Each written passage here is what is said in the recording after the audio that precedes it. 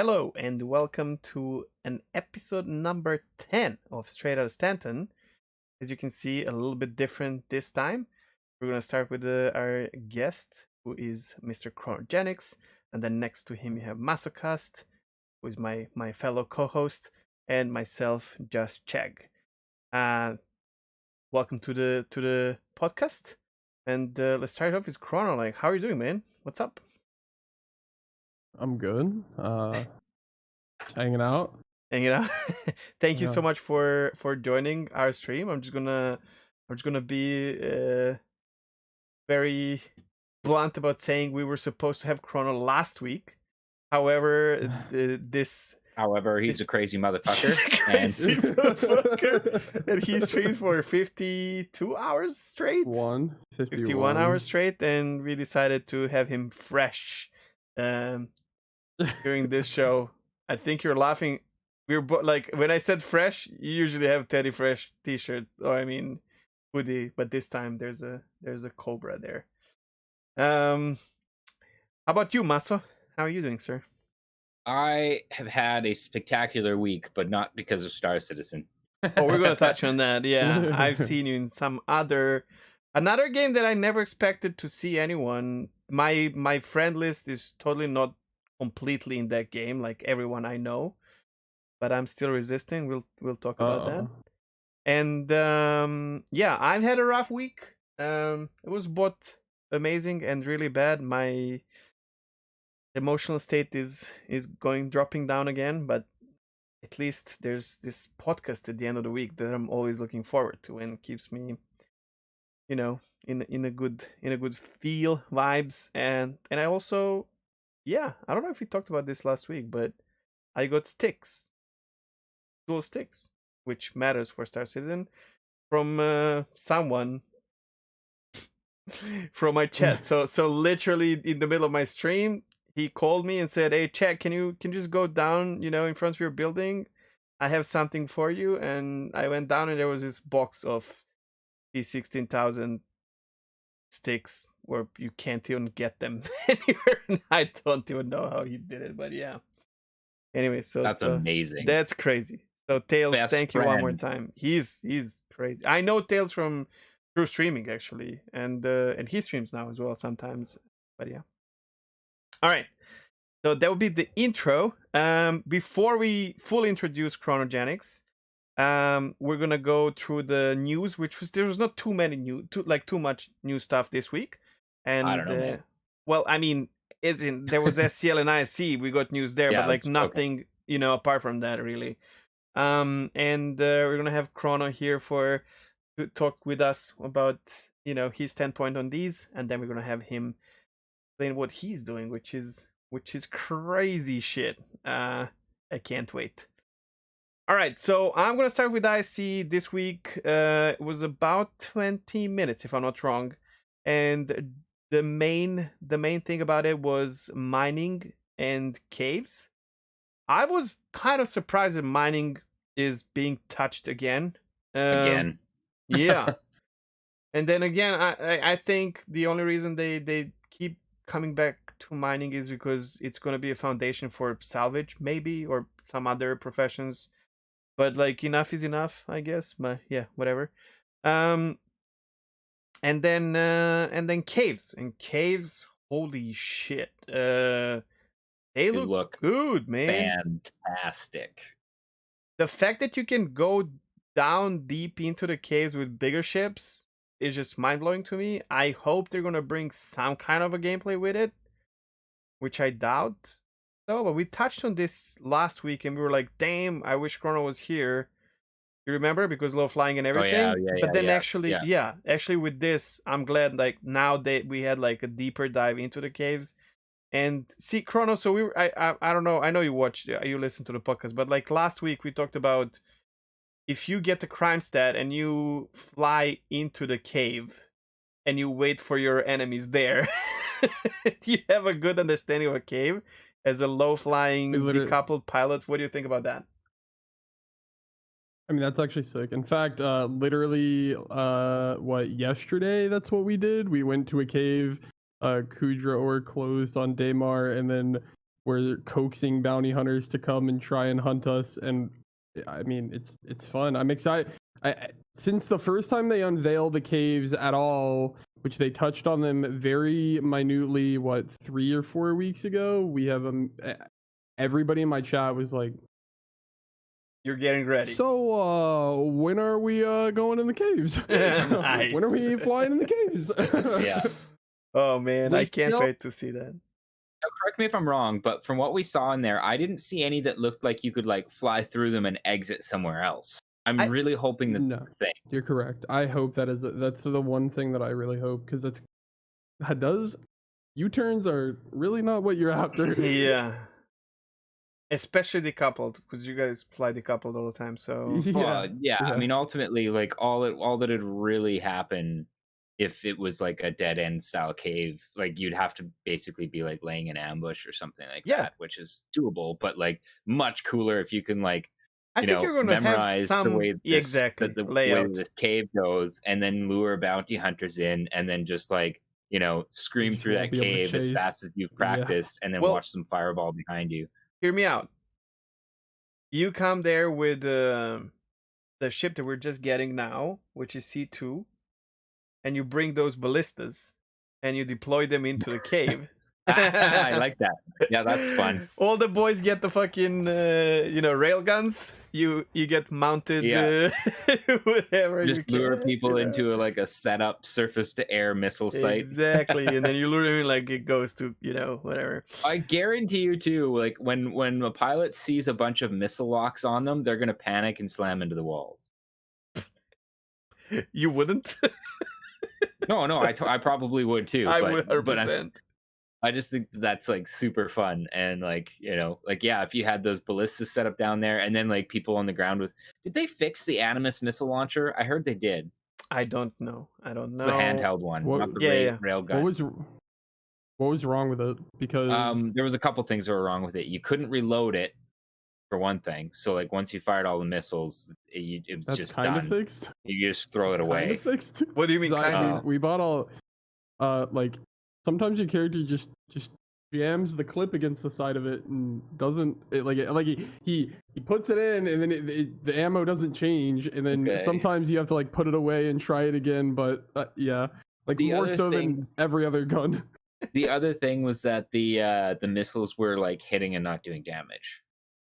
Yeah, I think that's the one that hasn't been fixed. But I did. So is it like a random chance? Because we did it. Orchid and me did it once, where it was against the NPC, and he was flying Cutlass Black, and I had 2 of these on my back, and opened the side door of a shitty Cutlass ship and nuked Buccaneer or something on the side. That was sweet.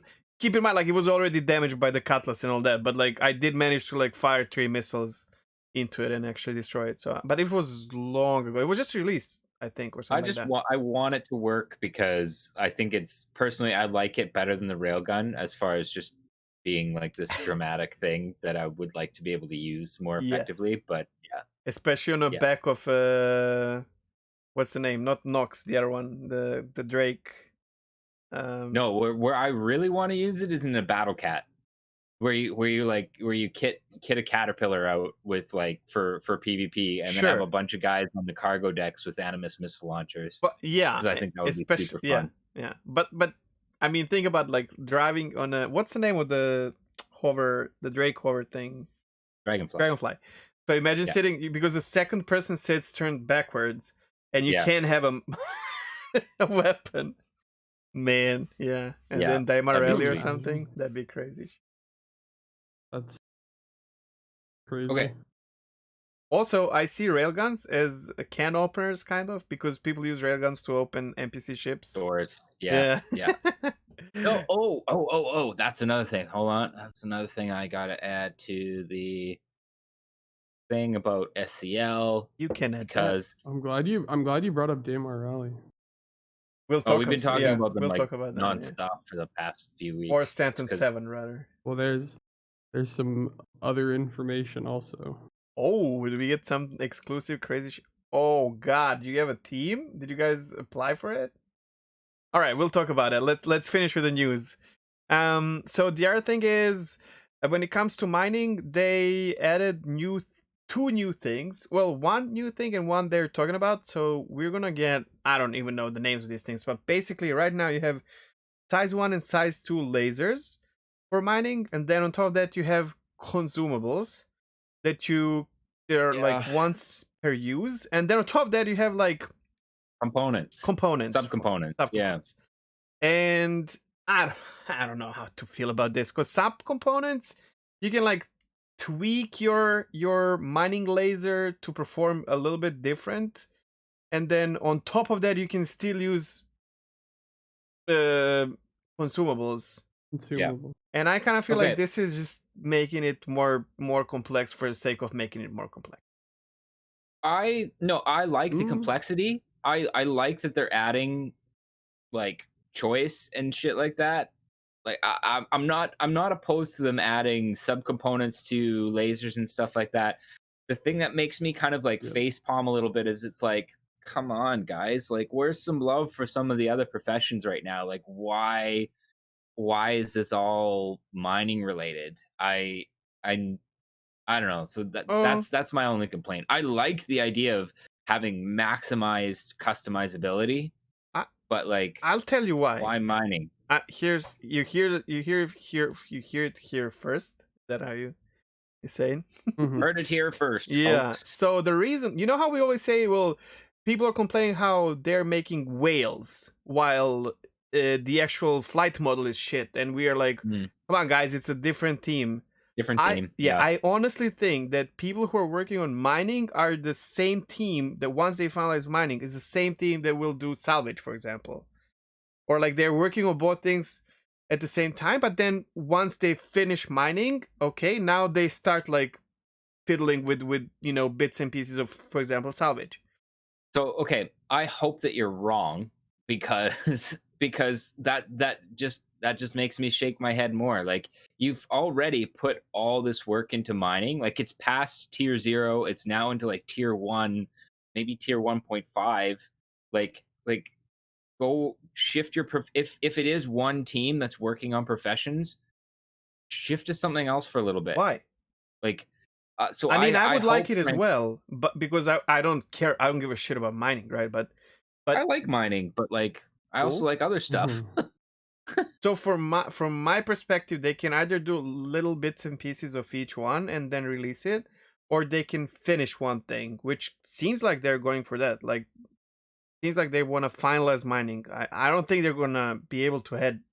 You have FPS mining, vehicle mining, ship mining, different lasers, consumables. Yeah, and some components. And then the other thing that we didn't touch, for they will like you apply to the asteroids or rocks to lower their resistance, which I have something to say about. But like it feels to me like they're going to finish mining completely, and then that's it. You have mining. Well, they're not, because like we don't have the end game of mining, which is the Orion. So my thought behind this is that maybe like they're planning on doing subcomponents for every component in your ship. You so think my thought is different team. Okay. Yeah, so my thought is maybe they were just like, well, let's try subcomponents out with a profession that's like fairly well developed. Yeah, kind of. Yeah. But that's one of the things I thought. But yeah, I'm still just kind of grumpy. Could be, like, I also kind of feel like they may have done it with mining, because I feel like mining is kind of like one of the lesser done professions right now, considering that 30Ks and all that are still a thing. So it's kind of like, let's introduce it to a relatively small player base, but like definitely consistent player base, and also something that is I think you're living in a line though. I'm pretty sure mining is the most popular thing, even now with more than bounties. I don't know, more than bounties. Like everybody's doing bounties right now. So miners are doing bounties as well. Yeah, Cromrin was doing bounties. Yeah, but he's a miner.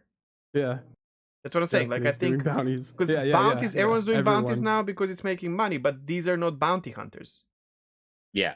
Correct. And it's not even bounty hunting. It's just killing NPCs. Let's also talk about that. which mostly hold still and let you shoot them. Yeah. Or blow ships or whatever. You know what I mean? Yeah. Yeah, I don't know. And I mean we can talk about this, but we don't really have a clue. Right? We don't know. But the thing that they introduced as well, and I want to hear your thoughts about this, guys, because the thing that you apply to the rock, where you actually, so if you didn't see I warmly suggest to do so. But basically what you do is like you get out of your cockpit in the fucking open space and you leave your ship. They say unprotected, but like you don't turn off your ship for that. And then you EVA to the rock, and then you put like little things or whatever, apply them physically to the rock, asteroid. Then you EVA back to your ship, and then you start mining because now the ship has the asteroid has less resistance. Why are we not able to shoot that thing into a rock, like either with like FPS weapon or like from the ship? I'll tell you come why. on, man. I'll tell you why, and it's because we touched on this last episode where I talked about, well, mistakenly talked about like those like missile things that you're like firing from the Orion into the chunk of rock. I would say this is tier 0 of those. But then they I would agree with that. Well, I cannot agree because it might be the thing, but then it's presented very poorly because the guy who is talking about this is literally, you will have to think about abandoning your ship because you might lose it from a pirate or another miner, and so it feels like when they're presenting it, it feels like that's the idea, which I have a problem with. If it's a tier 0, fuck it, I don't care. Sure. When I saw that, I was just like, whatever. Well, exactly. I was like, you clearly don't play the game because that, doesn't happen unless you're mining right next to Grimhex or something stupid. Yeah. I do. Okay, well, that's really stupid. Well, I'm not the miners. Yeah. I mean, mining in a rock is, to be honest, like a lot of people who are actually doing PvP and bounty hunting, like PvP bounty hunting and whatnot, or piracy, rocks, ROCs are very popular nowadays as targets. Whoa, as targets? Yes. Like people are literally going This is why you brought me on. People are literally. Well, I'm doing it as well. Like I was hijacking rented Cutlass Blacks and waiting for people to mine so that I can, just borrow that minerals. It's that simple. Yeah, you get the crime stat, but I get the crime stat for like false parking or, whatever. But yeah. So you guys think it's just tier 0 and they're gonna change it, and that guy has no idea what he's talking about? Yeah, like the whole like, oh, be careful or your ship might get blown up. It's like, come on. That breaks my heart, man. If they really don't know what they're talking about, that's really sad. I would almost want them to have a false idea and then change it than not understanding how the game works. I just think it was like, I think they did that specifically for a video and for like a punch. I don't even know if it necessarily means that they aren't playing their game, but like I just like I thought I'm pretty sure they I'm pretty sure they did it just for that, like, the facial expression on the guy's face as he turns around and sees his ship blowing up in the background. Sure. I don't know, whatever. Like I didn't read too much into that. I think I guess I paid too much attention, but it rubs me the wrong way when they do something like that, and I don't like it. Okay, so that was basically it when it comes to ISC, and then I'm gonna let you go through SCL because you definitely enjoy. To be fair, I think ISC was good. I liked it. It's kind of shame that it was mining Those again. caves were stunning. But altogether, it was interesting to listen to. Okay. Go. Oh, the other thing we left out about like all the work that they've been putting into mining is refineries. Refineries came in too. Like that was like a whole other thing that they put in for mining. Sure. Which again, like I don't have any complaints about this per se because I like that mining is getting better. But like, come on. Wait, refineries don't have to be mining only. I can see refineries being salvage gameplay mechanic as well, where and I'm sure they will be. Right. Because Like I kind of it's metal that needs to be melted or whatever the fuck, and then maybe ultimately that's not necessarily what refining is. Like refining is like getting all of the impurities out of stuff. Out But of like ore, exactly. Sure. Yeah. I could separating and see whatnot. I could see some of the facilities being dual facilities, and then other facilities being like strictly to one or the other. But Maybe. look at the you're right. interior of the refinery. You can melt parts of the ship there, and then you can refine it into like different metals or whatnot, right? Well, and like Chrono was just saying, like maybe some of them will have that kind of thing. Yeah, for sure. I mean, we already kind of see that in refineries where like certain refineries have benefits to doing different sorts of processes. Yes, and so prices. yeah, I mean, maybe they will kind of double for like melting down ship parts and stuff like that. Though to be fair, I like everybody thinks like that's going to be salvage, and I still really think, especially for small scale salvage, the value in salvaging is going to be pulling out components and reselling them. Unless you're running a reclaimer and you're shredding, large chunks of ship, I don't think that's going to be where the money is for small scale refiners. With small scale, for small scale salvagers. Sorry, so I think small scale salvage will be. It's the same as mining, basically. Like if you're FPS salvaging, you pick up parts and take it with you, right? And for that, you don't need a salvage ship. So that's just stealing things from stuff. I think we can talk about this actually. This could be a topic, basically, what salvage is, but we didn't do it. But let's just touch on it because salvage. Well, we could do an imagine on that.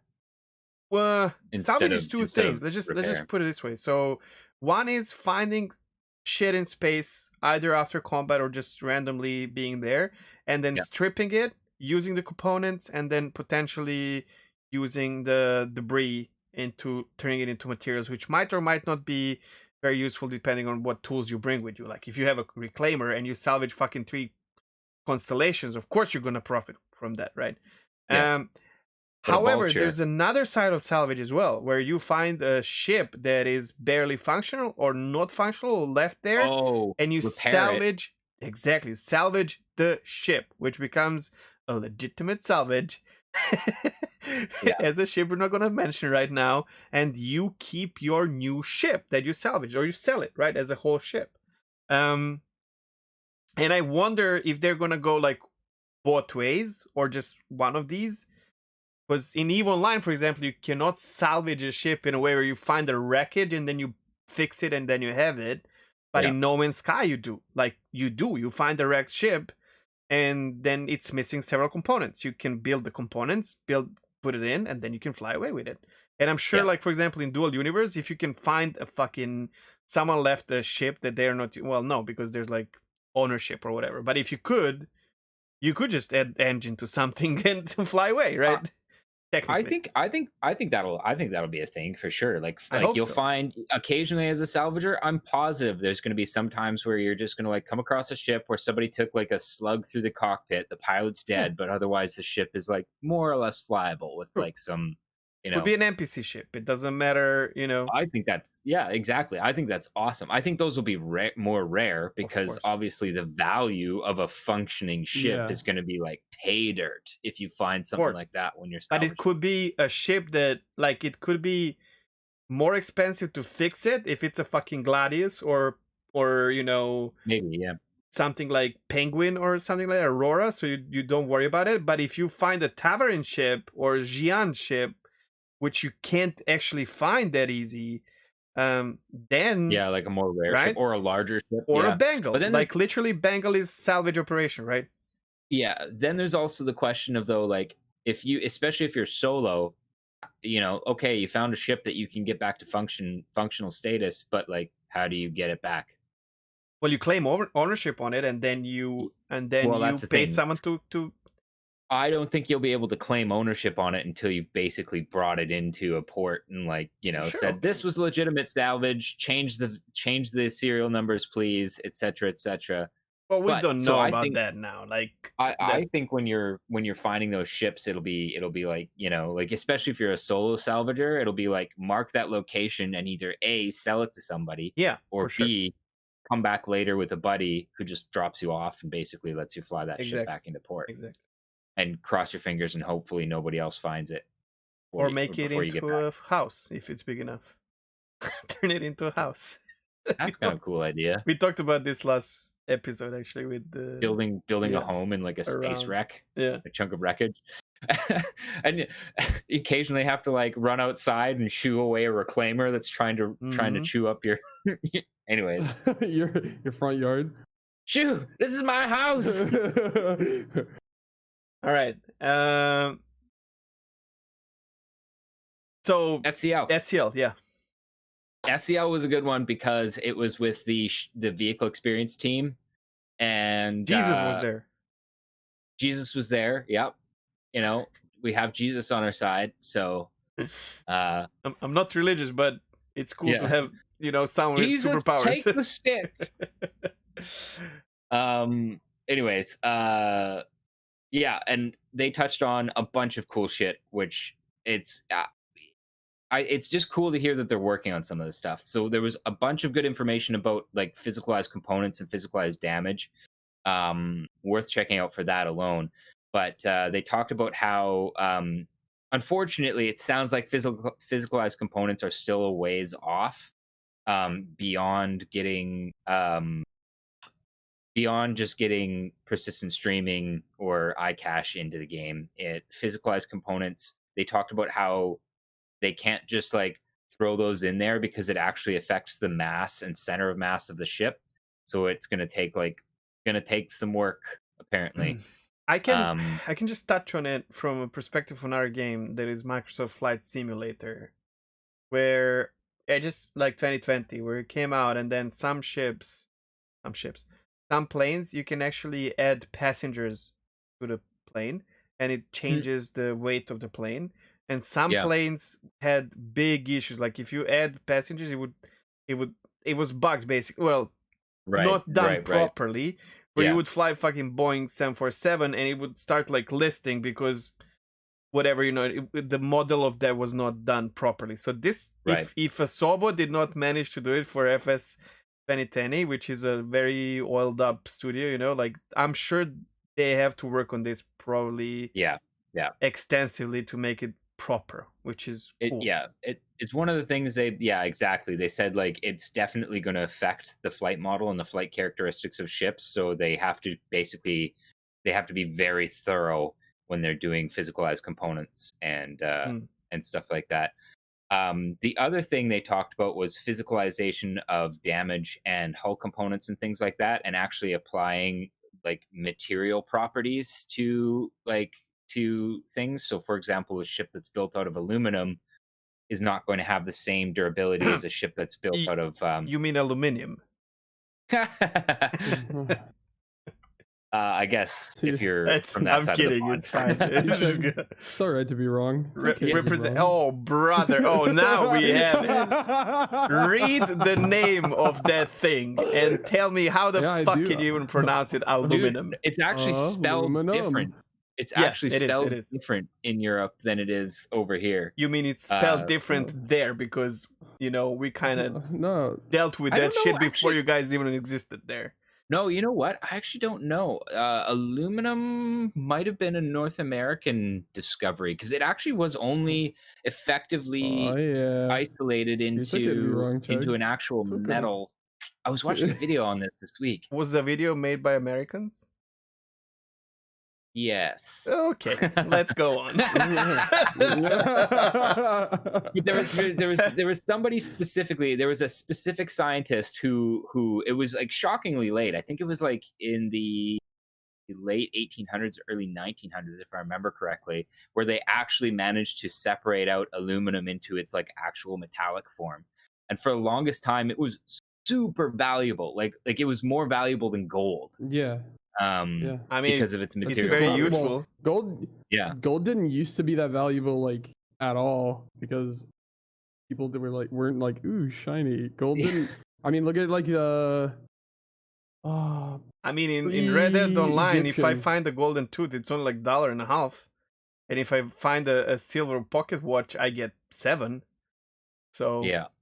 And it's not valuable in SC either, and that's because it's actually fairly common in the universe as far as elements go. But But yeah, no, it was a specific. It was aluminum production was limited to a like specific like process, and it was very hard to do. But I can't remember. I'm pretty sure it was actually first done in the U.S., but I don't know. It could have been over in Europe. I'd have to watch the video. This Anyways, is also totally why tangent. our shows are usually 4 hours long. Yeah, but that's okay. We like doing this. Yeah, I don't mind. Anyways, so ship components are actually going to have like physical properties that will like affect the way the ship flies. It'll also affect like how much damage it can take, what types of damage it takes more than others, for example. So aluminum may be more maybe resistant to like heat and energy weapons more than physical. Obviously, it's a soft kind of metal. They talked about different alloys being used and stuff like that, which was cool. And the reason that's cool, we'll touch on a little bit later when we get into like our imagined section on repair and stuff like that, because it's one of the things they talk about in the design document they came up with a long time ago about how they want repair to work. The other thing they talked about was ship breaching. So breaching through doors, breaching through the sides of hulls and stuff like that, which was cool to hear them talk about stuff that they're actively working on. They talked about atmospherics. So like when a hull breach happens, you'll have like explosive decompression and stuff will get sucked out into space. People might get sucked out into space. You'll be definitely capable of trolling people. They also touched on different gases, right? Like where you will maybe be able to replace good gas with a bad gas, and then someone gets suffocated. You could swap out somebody's O2 tank with like a CO2 tank, and then that person, when the atmosphere, because they're doing like advanced life support systems, and it's the thing that's cool about this is I didn't realize this was something that they were actively working on it, but they are actively working on life support and stuff like that, and which I suppose now that I think about it kind of makes sense, because they're talking a lot about the like character actor status, all that kind of stuff is all like actor status stuff, so like stuff that happens to your characters, debuffs and blah blah blah blah. So that was cool. They touched on scanning, which I'm really excited about because I just feel like scanning is hot garbage right now. They know it, and they know it. That that is very important to hear. I'll say, and before you continue, so the stuff like inside the ship that happens, like with breach and whatnot, we have our helmets, we can deal with that. That's all fine, and I think that gives more depth to the gameplay, and especially multi-crew and whatnot. Okay, but the specific component hulls and like different components, or maybe even ability to swap it or make it stronger, or I think that is very single player mindset. I think something like that has a huge potential to screw up PvP big time, and that scares the shit out of me. How is it any different than just changing your components though? Like ultimately your hull and stuff like that is just another component. Depending on how complex it is, where if you can, let's put it this way, so you potentially will be able to patch a hole in your ship, right? And then that hole can be patched with like multiple different metals, right? So does that mean that hole now is stronger than some other parts of your ship? In theory, what if that hole is what if you patch up certain parts of your components above the components that your ship is vulnerable with? So which means that if I have all the knowledge about your Gladius and know where to hit, it means nothing, because you can literally paint your ship in different metals. Sure, you can paint your ship in different metals, but it's one of the things they've talked about repeatedly is that like all those metals, while they may have advantages, will also have disadvantages. Yes, but if I know that I'm fighting you with my CFs because you are flying a Gladius that is more, less sustained, whatever, like less protected from that kind of weapon, but you actually plate it in a different thing. Okay. But like this is remember how we talked about a couple weeks ago about like how the whole 1v1 thing and like specifically sculpting your ship in such a way that it's effective against like, specifically this other ship and how that's like probably not going to be much of a thing in the real game. Like we're talking about the same thing right now. We're not, because as a PvP player, we talked about this as well. Let's say you play World of Warcraft and you're playing the arena and you're playing 3v3. If you don't have knowledge about every class in the game, you're simply going to sit at like 15, 1600. The moment you know every class combo, when to interrupt it, how to do your CC, then you are starting to climb. Okay, I want knowledge to be wait. I want knowledge about ships. I would like knowledge about ships to be very rewarding to a player, and I think this will, be detrimental kind of. What's the difference between, in my opinion, going to your World of Warcraft example? It's the same as like, what if they change their gear? Precisely. Like, I know exactly. Like, if I see if they're running a different talent spec. So what I'm saying is like, if you know exactly, what is stopping me from knowing exactly how I can see the metals that are on their ship, or even like I can assume, or like they'll have some kind of differentiation between metal X and metal Y, and then being able to. Yeah, like scanning, stuff like that. So then at that point, now I can prioritize. Now I can, I can change how I'm going to fight that ship depending on how they have that outfitted. And to use the World of Warcraft. Yeah, exactly. Like that's how I look at it too. Like to use the World of Warcraft example, like if you see, we're going into a 3v3, you see, let's say, I don't know, an arms warrior or whatever, like each one of those tiers of talents that an arms warrior has, there's 3 of them, right? So like, so your strategy for how you tackle that warrior, there isn't because if you're above certain rating, there isn't. There's only one that you can use, or you're gonna lose. Come on, bro. I've watched plenty of top end tournaments where you see the team and they're like, oh shit, this warrior's running this talent, and they change strats on the fly because that's what you have to do. And same thing with gear, right? You know already because you know your setup. This guy's running this proc. But this is components, right? This is components on your ship. Yeah, well, those components are already super changeable. So how is like changing your hull plating going to change it that much? You know what I mean? Like, I just think it's more of a layered thing, right? Like, I think some things about this being one of them are just being complicated to a point that I'm afraid that it will not feel like an MMO, because like these. If it's too finicky, like if there's too many things, it breaks PvP. You will never be able to balance anything in that game. Yeah, it's possible that's the case, but like I think another good example, like the reason that I'm for this, and I mentioned this before we started recording, or even went live, I think, but like the reason I'm for this is because I like the idea of there being those multiple layers to a point where oh my god, I just lost my train of thought. But at any rate, like it makes it more fun and gives more depth for sure. And from the perspective of a person that is like playing this for PvE or whatever, it's amazing. It brings so much more. But what I was going to say was that it adds a level of extra progression in a specific ship for you as well. You know what I mean? Like it's not just, I got the ship and now I got the best components. Okay, ship done. You know what I mean? Like you can tweak even further than that and progress even further than that if you really want to dump the money into your Gladius, let's say, like you've got your components, you've got the sub-components all laid out in those, and now it's like, okay, well, fuck, like I really like this ship.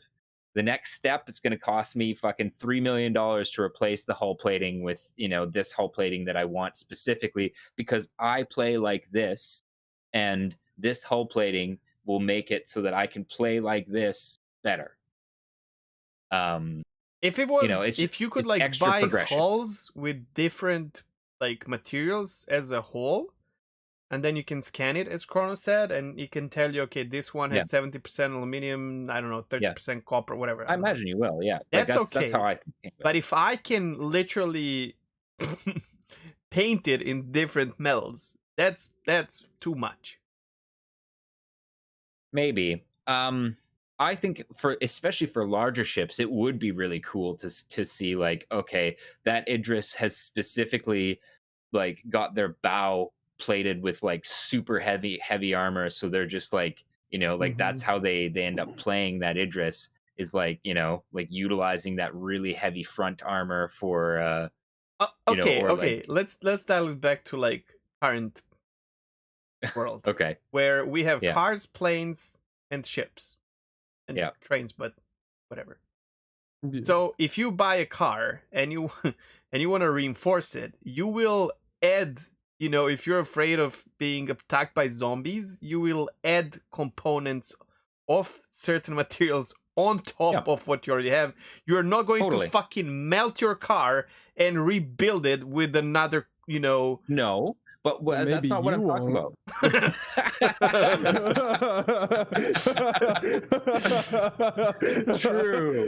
True. I have seen some insane builds where they basically take everything apart and rebuild it from the ground up. But like the way I see replacing hull plating is more like, for example, on my car, one of the things I'm looking at doing is getting rid of the stock hood and putting on a carbon fiber hood, because it lightens the weight. It's definitely going to cost more, and you're doing it just so that it's more flashy, but that's okay. That's a legit reason. Also, it is actually, that's significant weight savings by getting rid of the hood. But it looks so much better. So it does too. It has benefits, multiple benefits. Yeah, that's the benefit. Flashy, looking better, lighter, and the lighter benefit is if you're racing, sure, but you're not. So disadvantages. Well. See, it's the thing. Weight saving is it's cumulative, right? It's the same thing that... If you're going to give me like a fuel... If you North Americans are going to talk about fuel consumption, shut the fuck up, okay? Okay, we have cars that are spending... that they're using less fuel than the difference in that change on your car does. But it's cumulative, right? Like if I go for lighter wheels, lighter exhaust, lighter hood, lighter body panels, stuff like that, then all of a sudden... when you look at it over that entirety, maybe I shed like 200 pounds there. That's huge. So for the money that you did there, you could buy Nissan Micra or Prius, or you could buy a Prius. This is what I'm saying. And you can just drive Prius around. I don't care about the fuel savings. I want the performance. But now you're also kind of fighting for our argument there. Like, you know, that's like if somebody wants to go through all of that effort to do that, because they prefer that ship, sick, amazing, and they have the money for it. Sure, then awesome, Chrono, do that. But that's only because the chrome part, like hood for his car, exists. He's not going to go and make fucking chrome bonnet on his own. No, that's but what I'm saying. Yeah, I mean he's not, but somebody makes that part, and exactly, you could be that somebody. Somebody or you could go to somebody guy that custom or that can make that part. Yeah. Exactly. So like, and that's it right there, right? Like, you know, somebody at one point was the first guy who said, "I want a carbon fiber hood for this," and built it. Yeah, you know? Yeah. Sure. I'm being gangbanged here. You can continue with your eyes. Sorry, SEO. Like honestly, like it's funny. Use some lube, guys. It's not fair. All right, you can go for it. This was supposed to be Imagination Station, but whatever, like whatever. Anyways, like I think we'll get there. We'll have to see. Aluminum, it is. You're not. Oh no, you're not. I'm not giving you that. You're not wrong in that. Like this, the more complexity you add, it makes it much more difficult to balance things. Yeah. But like I'm a PvP player, okay? Right? That's why I stopped playing. It's it's an iterative process, and it's like like most of the patch notes that people pay attention to in any MMO are like what got nerfed, what got buffed, etc. You know what I mean? So I think it's going to be a constant thing in this game as well. There's going to be situations where this is definitely overpowered. Nerf it back a little bit. I mean, I people hope find so. Something else, and like you know. So that's all I'm hoping for anyways with this, is that it's like it just adds an extra layer of customizability and progression. Will it be a balanced nightmare? No, definitely. I was going to say probably, but no, it's definitely. And my camera froze again. Yeah. Cool. But your sound is flawless, so yeah. Okay. Yeah. Anyways, cockpit experience. What was that? I don't remember that.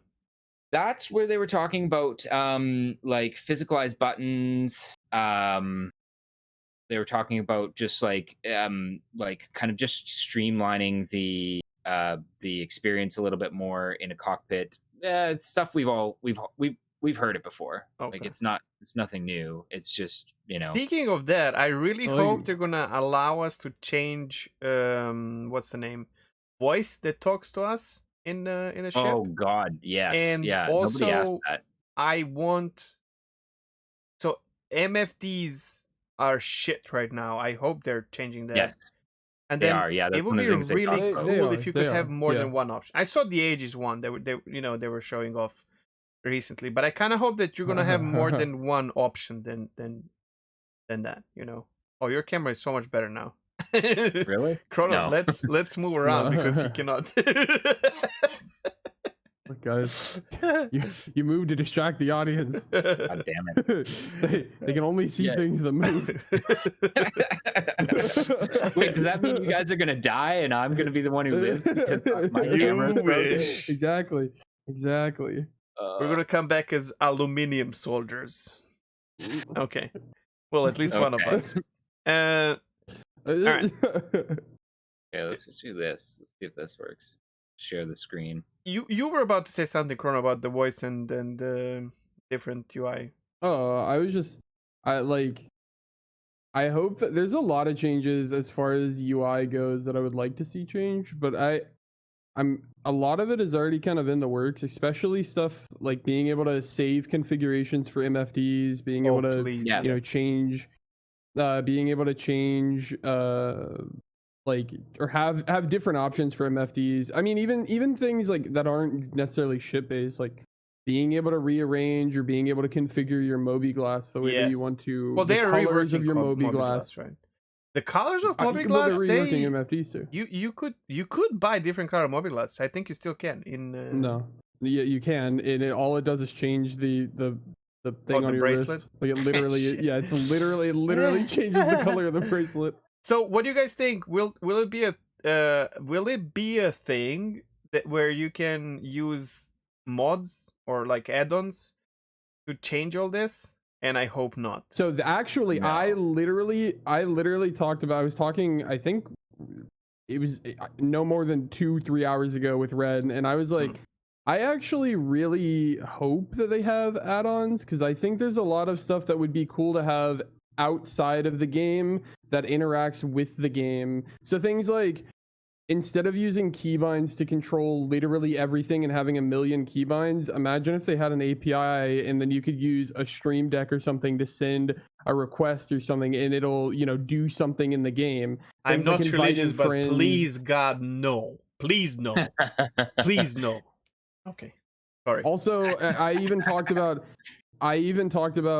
being able to, like, imagine if you could have like Twitch chat on your, like, an MFD or something like that.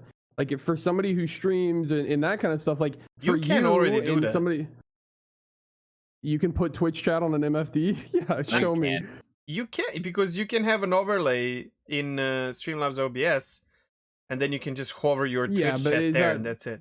That's definitely not the same thing. No, not at all. He's talking about like built into the actual game. Listen, Chrono. Yeah. Trust me when I say this. If you're going to be a streamer of this game, which you are already, and growing your community, don't ask for them to do things for streamers, because holy shit, pitchforks are coming. I'm not saying I'm Twitch chat in this example. Yeah. I'm saying if you could control things that are on an MFD, or like even it would be cool if they would have like a Chromium thing on the MFD, so you could put up, like, let's say you want to watch a podcast while you're playing Star Citizen. Then you would be able to just go and throw that up on your EVE Online MFD, had it. and then They had Notepad implemented. They still have, which is really useful, and they had their own browser within the game, and they don't have it anymore because people watch porn, obviously, while they play the space game, and same as They like ain't call giving me you. Bustin' for nothing. And How is that obvious? It was obvious. It is obvious. And I mean, also the same like, thing. what's wrong with that? It's wrong because it's going through the game, and it's wrong not for so many wrong, reasons. but it's definitely something that like is gonna fuck up any sort of rating system that they have. I'm not which is probably the bigger exactly problem. Yeah, I'm not saying watching porn is wrong. Please understand that. I'm just saying having it in the game that is rated whatever, and kids like having you can come on, Chrono. You can see why this can be an issue. Also, like letting us paint our ships freely. Of course, you don't want to see like 10,000 dicks in space, right? You just don't want to see that. Maybe you do, but like just look at the freelancer. I mean, still looks so much better than fucking Cutlass Black, but no, it doesn't. Pokey podcast this time. I like it. We have PvP situation here. Okay, so I think that's it for SCL, or is there anything else you need to add? Okay, I just wanted to say one more thing about the whole like MFD thing. It would be cool if you could stream stuff to your MFD. Part of me wonders if they're trying to do something like that. I mean, you have the Mako, for fuck's sake. If you can stream something like that, sure. To be a thing, but I don't know. I as for if they'll ever get around to it or follow up on it or whatever, I don't know. Here's who the thing. knows at this point? It's like it's too far out. But MFD customization was something they talked about with the cockpit experience, if I'm not mistaken, and like it's cool to hear that is on their radar anyway. If the game becomes too moddable, I'm out. Probably that's the thing. So I don't think they're going to. Frankly, like external mods, I don't think that they're going to allow that. I don't think they will. No. I don't think it's going to happen. But like, there's just some things that I wish, or that I have thought about enough that people have recommended that I even attempt to go for some kind of like avocado or something like that, just to see if I could be able to suggest these things. Sure. So this is the thing, like if they can listen to such suggestions and make it as an in-game thing where they can fully police it, and I'm 100% for policing things in-game, then I'm down for it, but not an external thing. Let's just like, I want them to make it so, like why do we need a damage meter in World of Warcraft? Why can't we just have a one, that Blizzard made and is working just like an add-on does? You know what I mean? Like, yeah, they should fucking make accessibility things for us if we ask for it. Yeah, it can take time, whatever, but you should be able to suggest something like that. And if it's a good suggestion and people like it, they should think about it. They should not like accept everything that people like, but like they should think about it and allow some things. Maso, don't worry, man. Like it's fine. It's a podcasting. Yeah. My major thing and why I would like it is not necessarily for putting things into the game, but I guess getting things out of the game.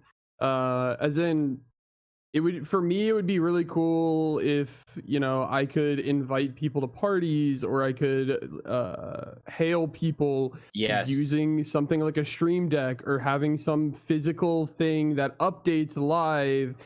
Even now, like I've talked about on stream multiple times how because 30Ks are a problem, I wish there was a way for me to display BWN and network loss on my stream deck just to have.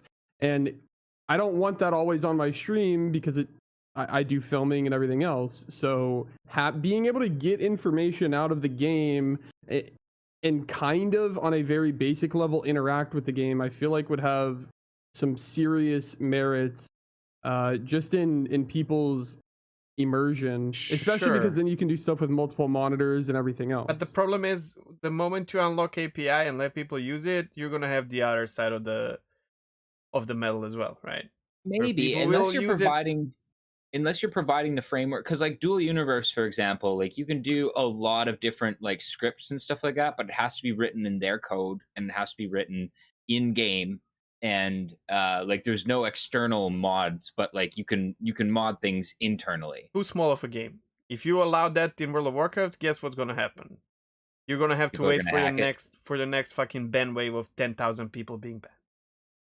That's how it Yeah. happens. Well, It's just, that's what it is. I mean, It is a risk. honestly, using the idea that there's going to be people exploiting stuff as a way to negate features is really bad, because honestly, people are going to exploit this game. In fact, I am literally I am the guy that I did this for a living. So I don't care though. I don't want that. It's yeah, and what I'm saying is you're not going to mitigate that. Oh, you are. By having less you are features. going to mitigate it so much. Not from you, but you're going to mitigate the amount of people and how easy it is. Because not everyone is you, Chrono. I cannot do it, but I can download the mod. That is true. I mean, there's something about like if it's less accessible, there is likely going to be less people who are going to be like willing to expend the time and effort to actually like crack something, you know. My thing was literally hacking games and selling them for money. I literally made I made it my job to make it accessible for you guys. Yeah, that's what I'm saying. Like that's the problem, is I'm that guy, other people are that guy. Yeah. I'm not saying I'm gonna hack this game. It's still less than what it would be if it's more accessible. Because I have to look for a guy like you, and potentially I have to pay for your services, and potentially then you're in trouble because you're doing something. You know what I mean? Like it's much different. You know what's one way that they could get around it is that if there was basically like you could potentially do the code aspect of things, but there was no way to just like implement it into the game without actually sending it through CIG channels for approval first. You know how they can do it? They say there's going to be private servers, so allow it on private servers. Yeah. And then if it picks up on private servers, then fucking CIG, don't be lazy, make your own version of it, implement it in the game, or outside of the game with Chrono. That's legit. Like, like that's something that World of Warcraft or Blizzard has done with World of Warcraft a lot. Actually, is like the most popular mods, the ones that people end up like just not being able to quote, live without, are the ones that Blizzard goes, oh, okay, sure, we'll do the same thing. We'll just implement it directly into game, like doing customizable action bars and stuff like that. Like way back in Minecraft. Vanilla. Yeah, Pistons were literally a mod that Mojang swiped. Yeah, I remember.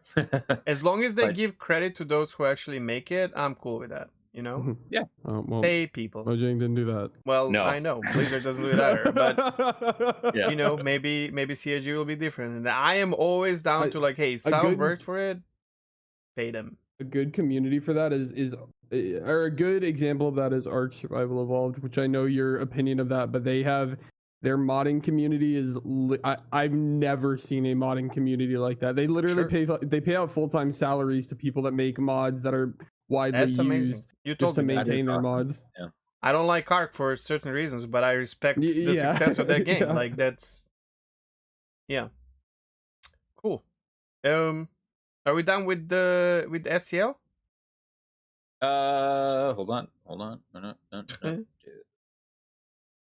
Yeah, pretty much. Everything else was like door switches and light switches are like, is everything going to get it? And they basically said maybe, depends on the ship.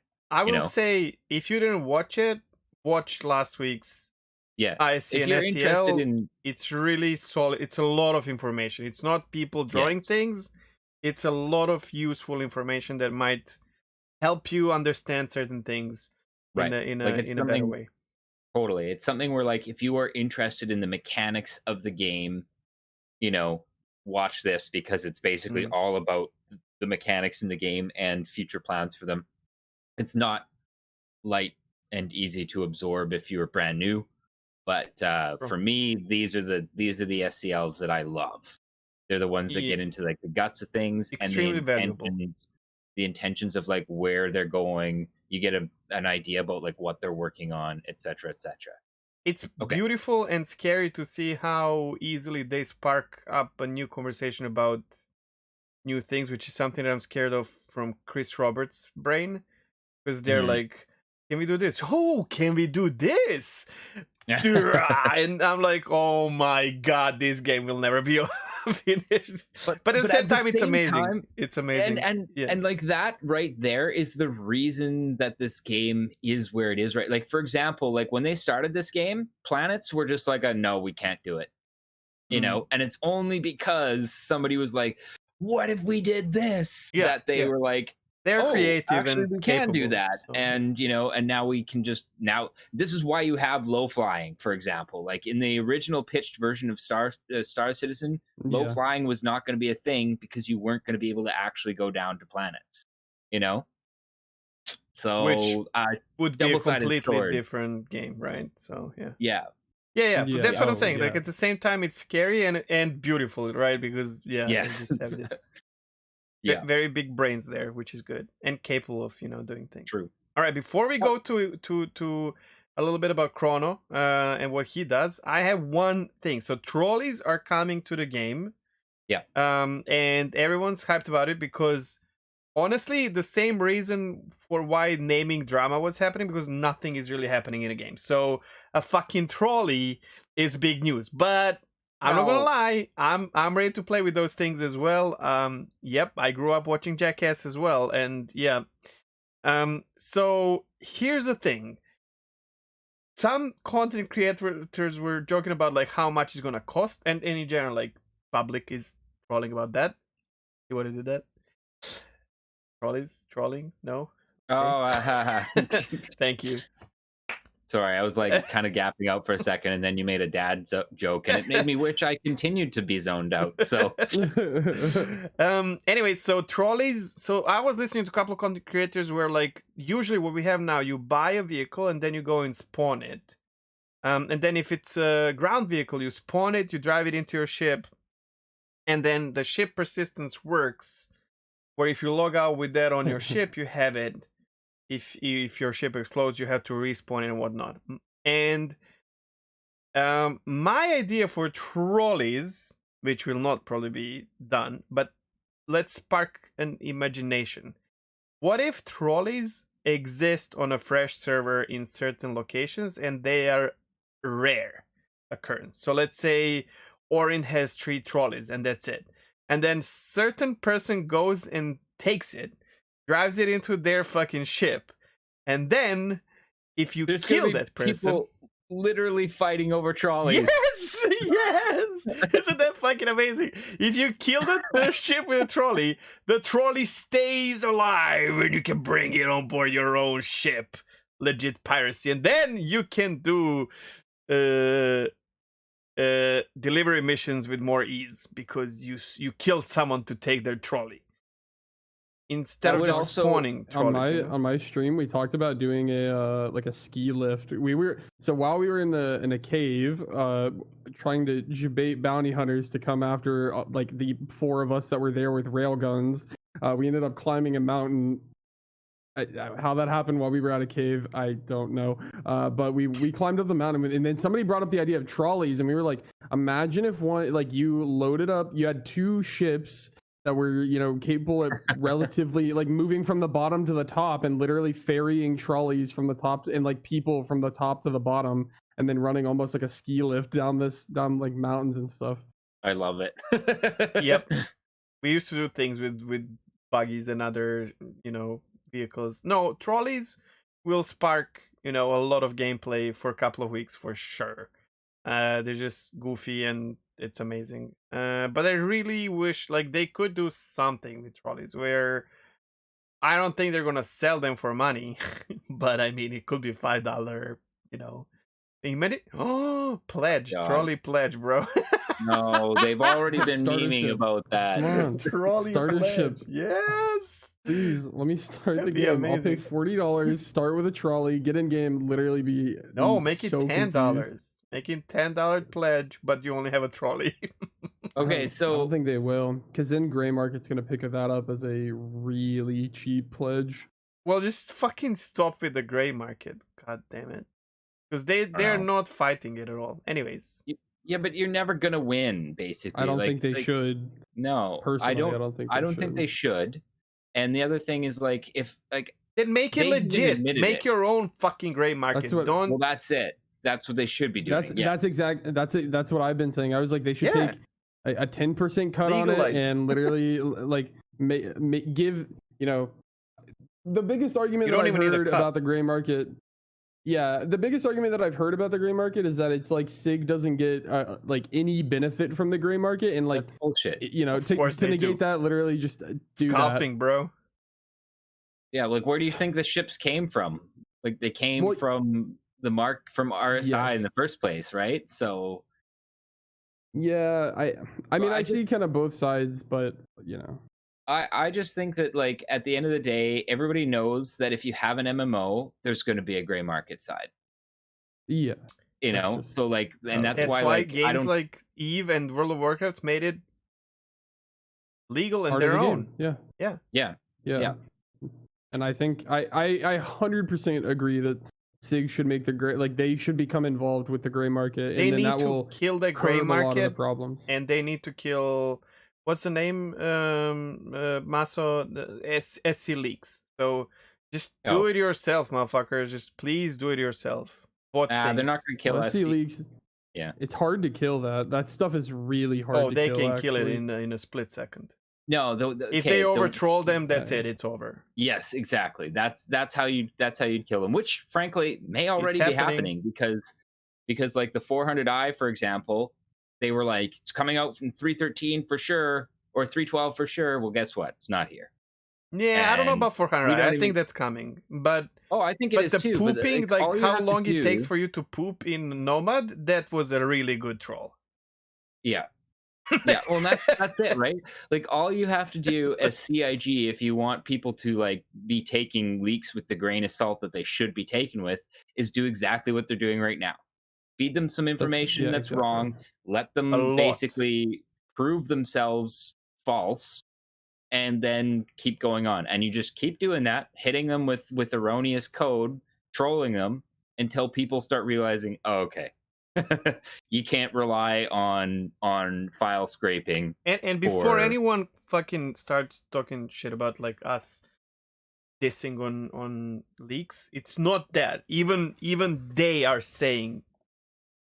Like, this is even their own, like, those who are streaming or making YouTube content, some of them, they're also confused by why CIG allowing this and letting them take, you know, the new information crown and whatnot. It's not that. I just think, I don't know, personally, I don't really care that much, like, because what are they really, what are they really leaking that's that important? In an alpha game. Like, I don't think it's that. I don't really think it's that. I think it's, I mean, honestly, why do people get so hyped over iPhone dimensions being leaked or stuff like that? It's just, I mean, we are all like hungering for something new from the game always, because it's like there hasn't really been any huge content jumps in a while, I guess. Not anything that's really been that's had much depth to it, at least. I mean, so everybody should not even excited about that, right? Like big content jumps. It's a slow process, right? So there are two sides to this. A, I agree. B, SIG has to survive for Star Citizen to reach fruition. So the thing is, you have to play both of these cards. Where I've talked about this on my stream before. I honestly think a lot of the game is already done on the back end, and they're slowly feeding it to us because there's things that they are trying to figure out.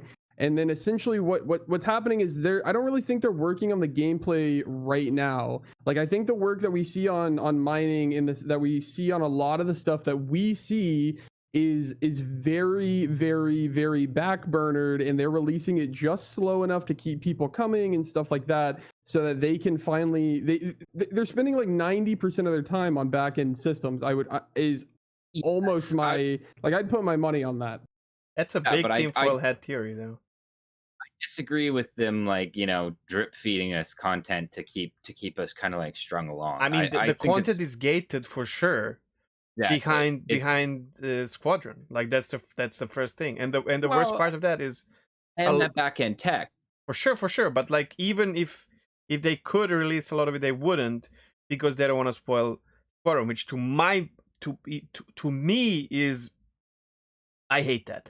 And especially because, so what? When you release Squadron, you're gonna let us use it? And then what would people who are buying Squadron for the next 3 months? Are they going to be spoiled, or you're not going to release it for the next 2 years until everyone who wanted to play Squadron is done? Or what the fuck is happening, you know? I don't think it's really that either. I think it's just like we've already established, like 90% of their resources are devoted to back-end tech, and only 10% of their resources are focused on stuff that is front-facing that we will eventually see, right?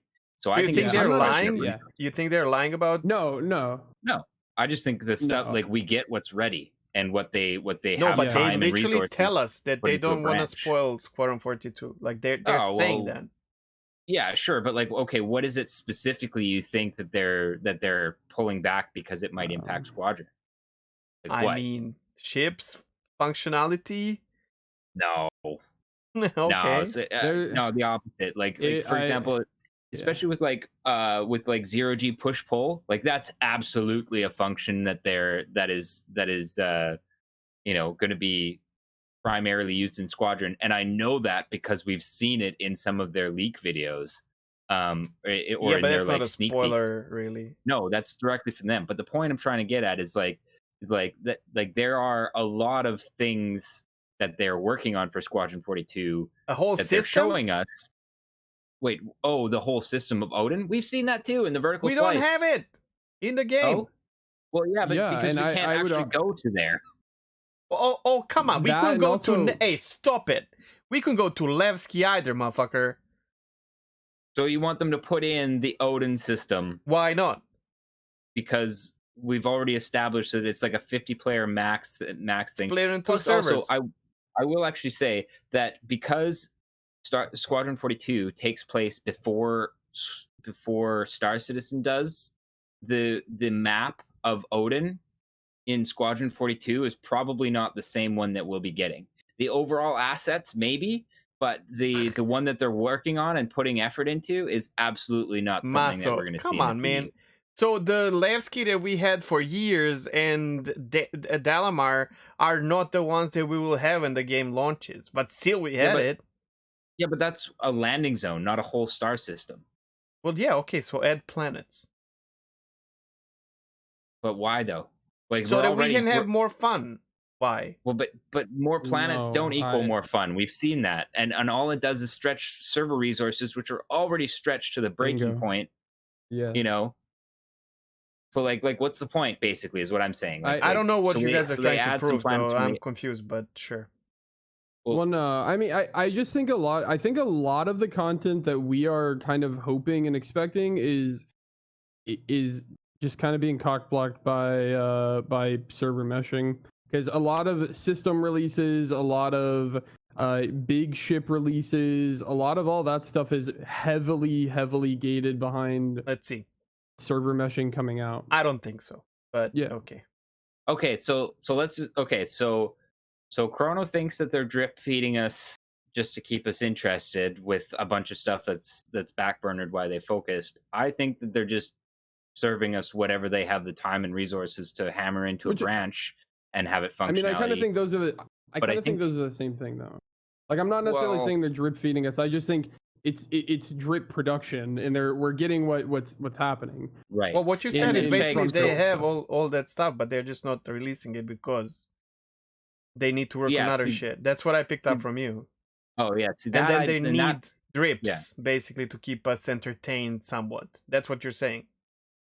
Well, right. I think that it's a slow process where, when I think about it, like, I don't feel like much has changed in the last year and a half that I've been playing. But when I think about it, like, fucking year and a half ago, gameplay and the one that I have now, if I did not play for a year and a half, I would be like, holy shit, this game did so much. Because you're getting fed like a little by little, because that's how they develop it. That's my point. I think I misunderstood what you were saying. Well, I didn't even say it. So this is the first time I actually explained my point. Oh, okay. Well, then I don't understand what the before was. But yeah, that for sure. I mean, but like, I still like, agree. Well, I mean, because it's basically my own opinion too. Like for major core gameplay, the game is the same as I've been playing since like 3.0. Basically, performance has gotten better. There's more aspects of the gameplay, but the actual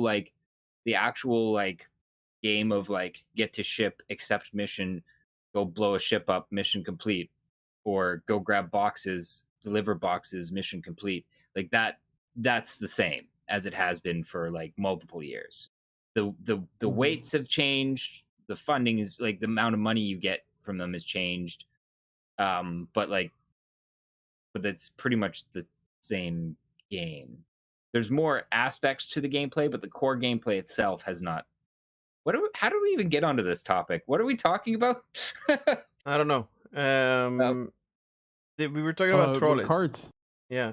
Yeah. Oh, wow. Leaks. How did this get to leaks? Oh, right. Because spoilers. I brought up the gray market for. Yeah. No, I brought up the gray market for really low cost game packages on trolleys, and then we derailed. Don't put LTI on it. It's indestructible. But, all right. You want to add something? No, well, not really. Just that. I don't know. Okay. No. That's gonna launch into like a whole other like multiple hour long tangent. All right. So we have a guest today. If you guys did not notice already, Chrono is not part of our standard 2. Today there are 3 windows. 3 windows today and 3 voices. And Chrono is someone I know for a long time. We used to play for a certain time stream the same game, which is Elder Scrolls Online. Nowadays Chrono is streaming, and I would definitely push it towards either clicking on the link down below on YouTube or just typing twitch.tv/Kronogenics, because he's a very cool duder, and you already hear like he has a lot to say and is really capable of expressing himself in a proper way. Chrono started playing Star Citizen recently. When I say recently, it's like a couple of months. You're gonna go into detail about this, and started streaming 2.5 months. Yeah. And how long? It's like 2 months, 18 days now. So 2.5 months basically. So all these conversations that we had so far can tell you that someone who's been actually paying attention to the game for like less than 3 months, the capacity of this guy becoming crazy important in our universe, especially on Twitch and potentially YouTube soon. There's some value there. I am just before I let him speak about himself, I am personally mind blown about how quick Chrono made a community around him of new people that he did not know before, by doing his own content on Twitch. Star Citizen, he picked up the game, started low flying relatively quickly, has his own way that sometimes I'm not really like. He has his own way of how he does things, and sometimes I'm not really enjoying it personally, which doesn't matter because we're friendos on and off stream, doesn't really matter. But how quickly it picked up and how high he made it, so that to pinpoint few things, like nowadays I go to Chrono stream, he usually has between 20 and 40 people in his chat is active, they're doing things together, he has stream friendos, and he was contacted by Stanton 7 to do camera work for them after playing Star Citizen for only 2.5 months. First of all, Chrono, publicly, big congrats, my man. I am so happy to see how good you're doing so far. I knew you had it in you, and always supported this. And now I'm going to just let you talk about yourself a little bit. Well, Chrono, I'm a relatively new streamer, very new to Star Citizen. I've only been streaming for about 6 months or so. Came to Star Citizen like I said, 2.5 months or so ago, and I came here with probably 50-ish followers, and now I'm about to pass 400. Shit. I've been. I don't even pay attention to that number. Yeah, I wasn't really paying attention to it either, and then somebody mentioned that I passed somebody else, and then I started noticing it, and then in the last week alone, I've almost gone up 100 followers, and it's gone like Amazing. I don't know what's going on. I'm stoked about it, but it's definitely not just because of me. Like there have been, I kind of got a kickstart from you, and then eventually I started making my way into the community, started finding other people that do low flying content, and then honestly, people started showing up into my chat that are apparently they were well known in the community before me, and then I've kind of just been picked up and taken. Okay, let me just tell you, that's you. Okay, so there's no way that you will randomly grow consistently and keep the numbers. That's you, my friend. This does not, like, you can be hosted by Noodle or whatever. Shroud doesn't matter, but you're not going to keep it unless you have it in you. You have to be able to keep it. Yeah, exactly. So be proud about it. What you're doing is amazing. Yeah, sorry, I don't want to interrupt you. But no, I mean, oh no, yourself. For sure. I mean, I do definitely. I'm just saying I don't want to make it seem like it's only me. Is I very much value where I came from, and that's like something I try to uphold in all of the content that I've been putting out, is trying to keep the small mindset even going forward into a bigger world. So well, I think that's healthy mindset. So what do you do on streams? So I'm a low flyer by trade, I guess. But this is also my first foray into flying in video games ever. Other than, like Battlefield dogfighting and Bad Company 2 or whatever, but that's not nearly the same situation.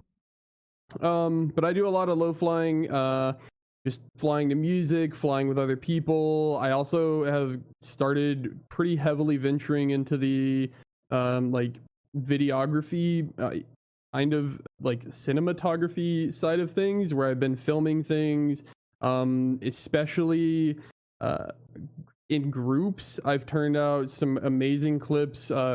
Right now, my favorite clip is that we got literally this past weekend during a group fly event that I was hosting with my community, just trying to get as many people as we can to come low fly together. I just want to, sorry for interrupting you. I told Chrono before, and I'm going to say it right now so that people don't think that he's plugging in himself for our people. I asked him specifically to name his boys and girls who are playing with him, the other streamers, and I think it's so powerful. This is what whenever someone asks me how to grow your stream, find streamers of same size. That's the proper networking. Make sure you enjoy their content, make sure they enjoy your content, and grow together as a group, and it will work. So please, like, mention who was flying the ship and all that. I don't have any issues with it, neither does Maso, I'm sure. Nope. So so right now, if you go to the Star Citizen Reddit, it's literally at the top. It's a video of a Carrack being piloted by Redrolled, who is a Redrold. He is a Twitch streamer, and also he's very quickly becoming a good friend of mine.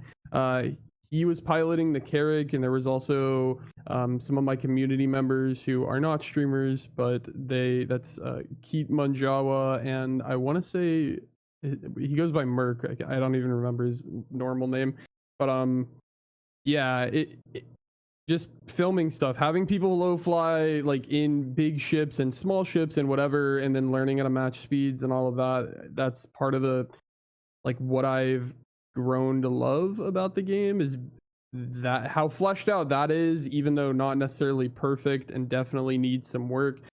It's been a lot of fun.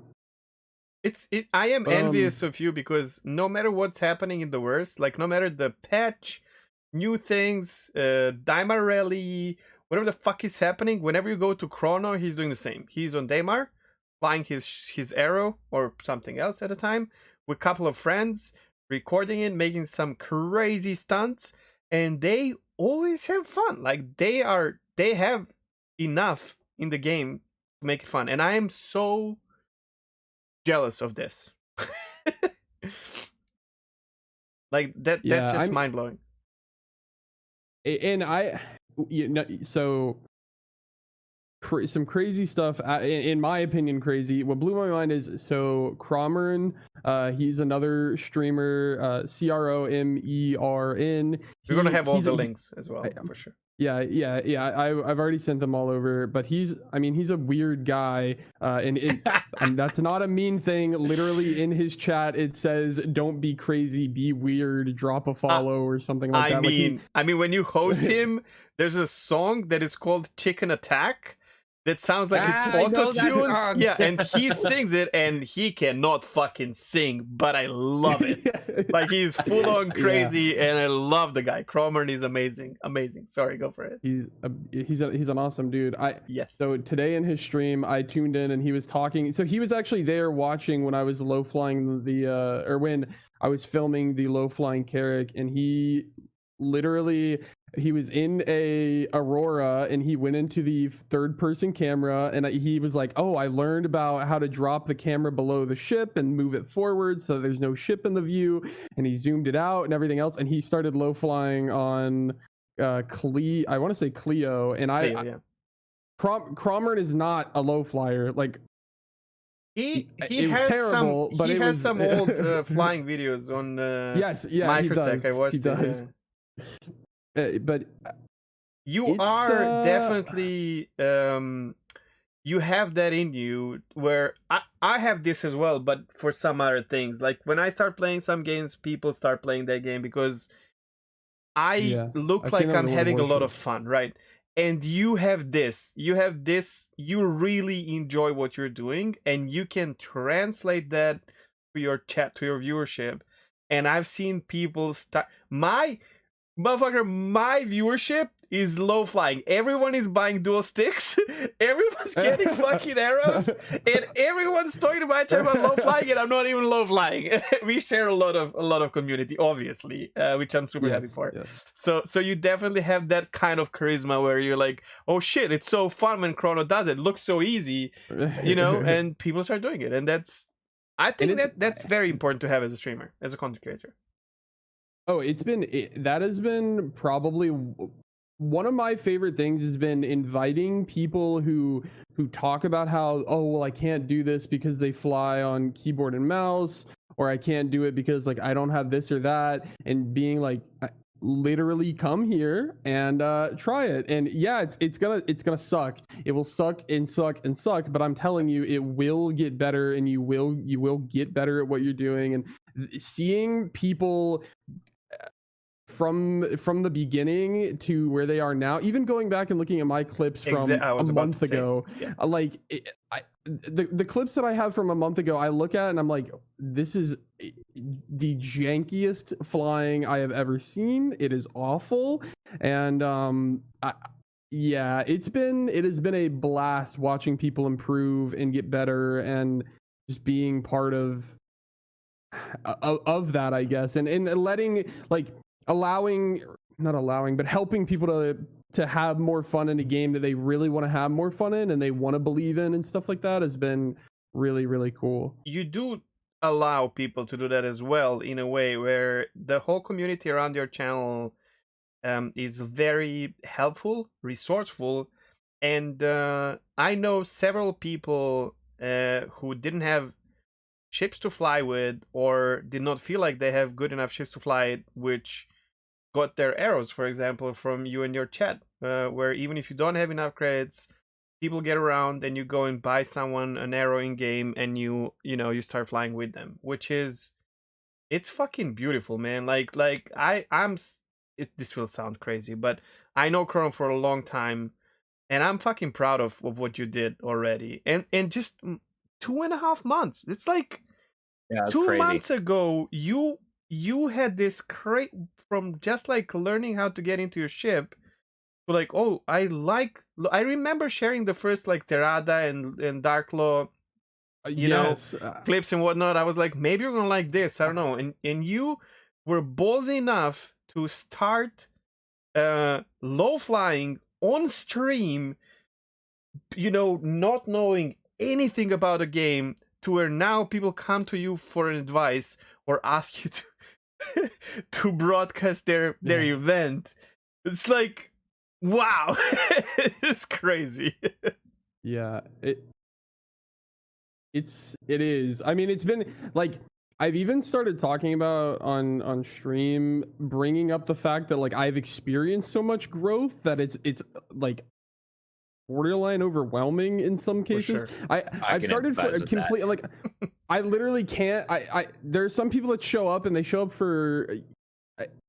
I've had 100 new people come to my chat in the last week, and then they show up again, and I'm like, I don't even know who you are. Like and it's not like if you followed, like it's not that I don't know who you are. It's literally just 100 people in a week. I couldn't name 100 people if I wanted to. Can I lift the weight off your shoulders there? As someone who streams for longer, and now my numbers are not reflecting that, but you and I, we know, like I used to stream for big numbers. People who are constant, so you will always have this.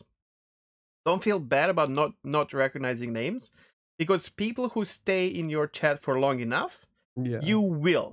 You know Delicia from my chat, right? Like there's no way you will not recognize her. So all these people who stay there for long enough, you will not forget. I have people now who come back after 3 years, but they were constantly in my chat back then, and I'm like, oh man, how are you doing? How was, you know?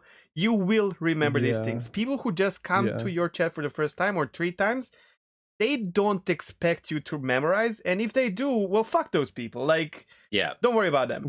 You know, if they feel offended by this, you know, if they become part of your community, like I know people in your community, right? I know Ninja. I know people in your community, because whenever I get to your stream, they're there. They talk to you. They fly with you or whatever. So don't worry about this. It's fine, bro. But it has to be overwhelming, and it's good that it's overwhelming. It is. And another thing that's been overwhelming, or not necessarily overwhelming, but it's weird being on the other side of the fence now, where people will message me. Like I'll get DMs and be like, you know, thank you for putting on like a good stream or something. I was having like a really shitty night, and now my day is feeling. It's such a weird, because I used to be the guy that would DM people that. I can say that you were. Like I used to get messages from you. Cheg was the dude.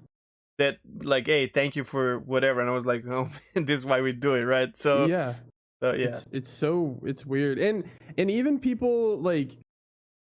So Ryu Katal, which is a dude from my community, he is a very, very, very nice individual, and he used to stream, moved into somewhere that had relatively like unfortunate circumstances, and then eventually he stopped streaming because of it. And I guess I don't know what I did, but I managed to convince him to start streaming again. And he is experiencing, you know, the same beginnings that I did, where, you know, he's got every day, you know, he fluctuates between 10 people active in chat and nobody, and he's going through the same struggles that every new streamer goes through, and every legacy streamer goes through. And it's been, I don't know, the way that he talks about it is really humbling, because it's, I mean, being able to see that I had an impact to be able to get somebody to do something, return to something that they really like to do and stop doing it, has been